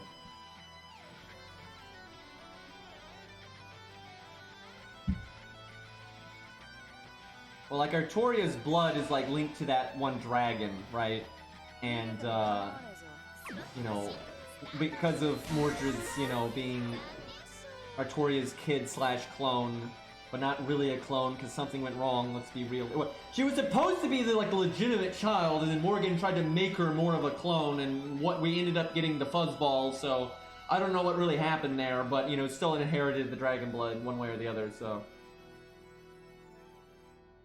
And Vortigern's got it too, by the way, but you know, his is from like the white dragon, whatever the hell its name was.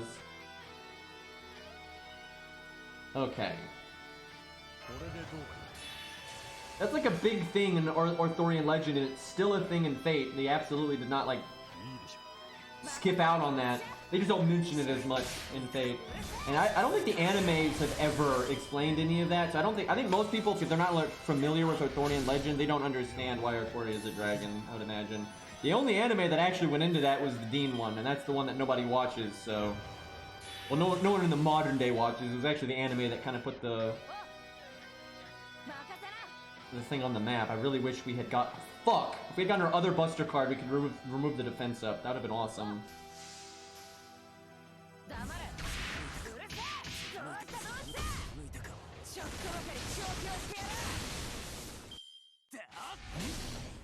So I normally do want to use our third skill to like get the next NP, but I think I have to use it now. Okay. Well, I gotta say, out of everyone we've used here, Mordred has had the worst luck.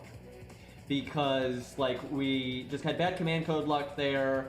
I'm gonna have to use my third skill when I already have my NP, and no one else has had Siegfried with the double buff before the taunts are even dead, right? Like, turn 1, he's got double anti-dragon. Like, we are so dead.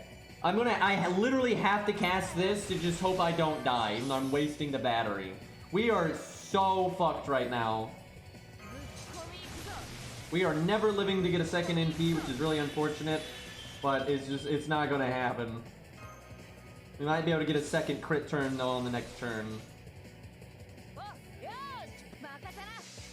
Well... This is rough.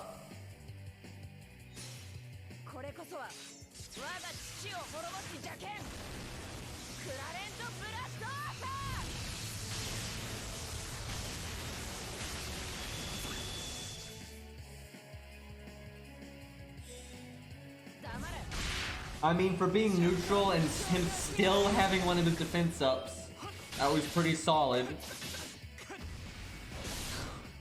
Thank you, 50% defense up. We literally would have died there if we didn't have it.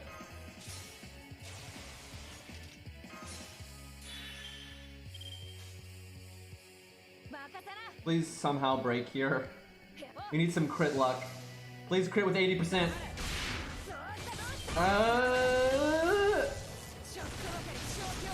Yeah, we actually might get our NP here if he like quick attacks. Quick! Use quick! Do it! Wait, that works too. Wait, no, that doesn't work. That has a hit count of 1! Why does this have a hit count of 1? God damn it! Well, I don't think we're getting our NP. I'm not gonna lie. I don't think that's gonna happen.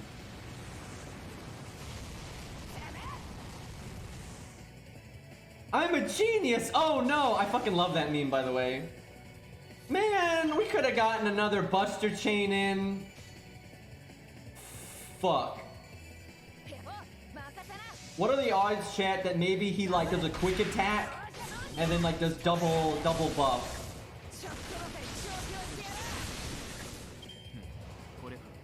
Oh no, now we can't even survive a quick attack. If he does that, like we wouldn't even live through a quick attack.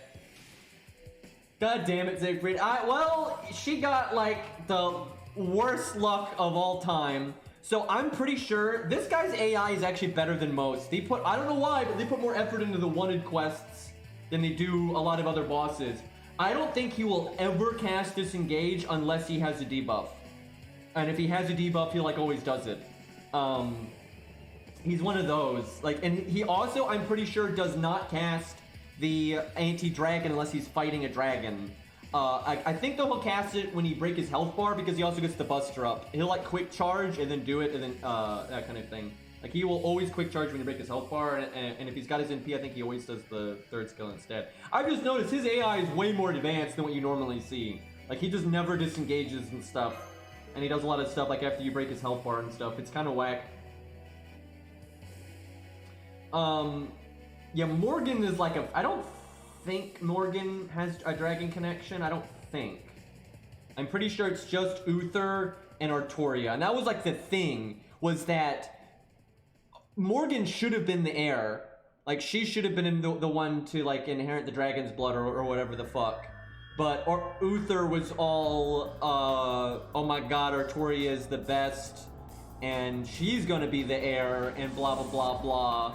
And so that's like a big plot point with her, is she's like upset that Daddy didn't love her but loved Artoria a lot, and she should have been the heir, but she's not. Although she ends up being the heir to like that island kingdom and stuff, but you know, that's not the one she wanted, right? So it's not good enough.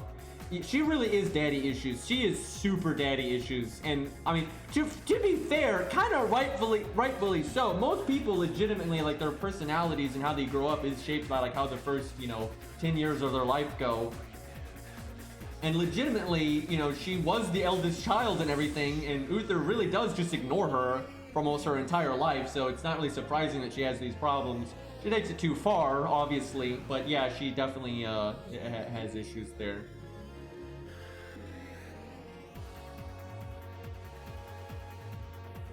Morgan's kind of all over the place in the actual stories, as is almost everything in Arthurian legends, so. What's funny is, it's not like Mordred did not inherit Morgan's daddy issues at all. Like, actually the opposite. Morgan tries to like push the grudge onto her and kind of force her to do certain things and stuff, but then Mordred's like, nah. You know, Mordred doesn't want to go with Morgan's plan at all. She, you know, like, she's in on the plan from the get-go, and she just betrays Morgan. It's like, nah, I'm not gonna betray the king and try to usurp the throne and stuff. But then, you know, other things happen, and you know, she ends up having her own daddy issues, right? So like, you know, it's kind of just how it is. Dude, that fucking Green Knight story is so stupid. It's one of his older ones too.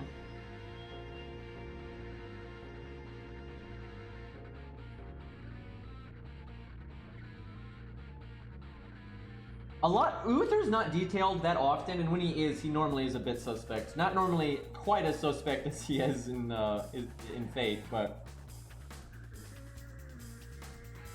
yeah, you know, his brother's Vortigern, and you know, they both inherited. I think it's different. Dude, it's been so long. I may be remembering wrong, but I'm pretty sure Vortigern like drank the white dragon's blood, and there's like a different dragon that I think Uther is from, I think, and then he passes that on to Artoria, or Arthur, depending on your version of the story. But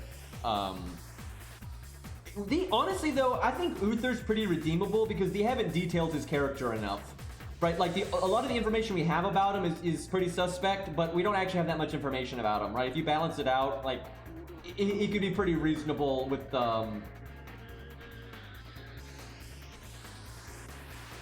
yeah, they are two different dragons. Okay, I thought so. I thought that was the case. Anyway, but yeah, if they actually flush out his character, it could be better. And I kind of suspect they'll flush him out at some point. I'm actually kind of surprised they haven't yet, but maybe someday. Anyway, I think we'll wrap up there. That was a good time. Dude, I'm actually impressed with Burb. I was not sure if that was gonna work, and that really, it's not like that was. No one could argue that that Burb is like, you know, counterclassing or something. Like, not at all. Like, that's clearly not a good fight for her. And you can't, you know, porkify the enemy. So, like, the straight value there was pretty good. I will say that was definitely a case of the trash mobs helping. 100%. That was a case of the trash mobs helping, right? They didn't do that much damage to us. They were casters, so we could build NP off of them. That kind of just set the run up for success, right? Because we didn't have to use our first skill. We had a CE that had long-term value, not short-term value. No starting NP, right? All long-term value. And then we didn't have any drawbacks, right? Because we got our NP in time, and then we still had our first skill. So that really set it up. So that worked out really, really nicely. Feels bad, Rex. All right, boys, let's raid somebody. I guess we'll probably play the newbie account a bit less. We'll probably still play it here and there, and maybe we try to do the event with it. I don't know. That's coming up. We'll see. But I'll play it a bit less, or at least I'll play it off stream for a while, because I kind of just want to get Hercules' Bond CE. I want to level up Martha. You know, I want to get a few things done before we really start hammering our way at like Lost Belt 3 and that kind of thing. All right, let's see. Who is streaming FGO right now?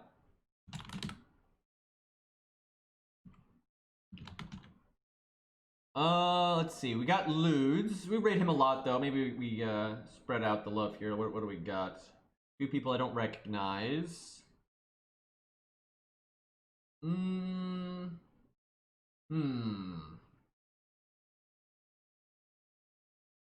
Here we go. I don't think I've ever rated this person before. Wait, that's not English. Shit. Almost. Okay.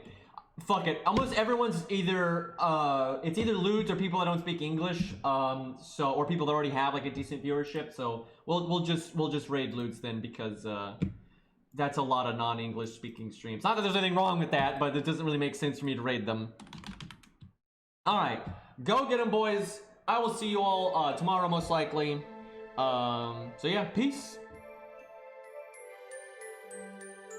I'll level Martha, so that's a gold. I'm gonna level Martha, but I might level silvers. Other than that, we'll see.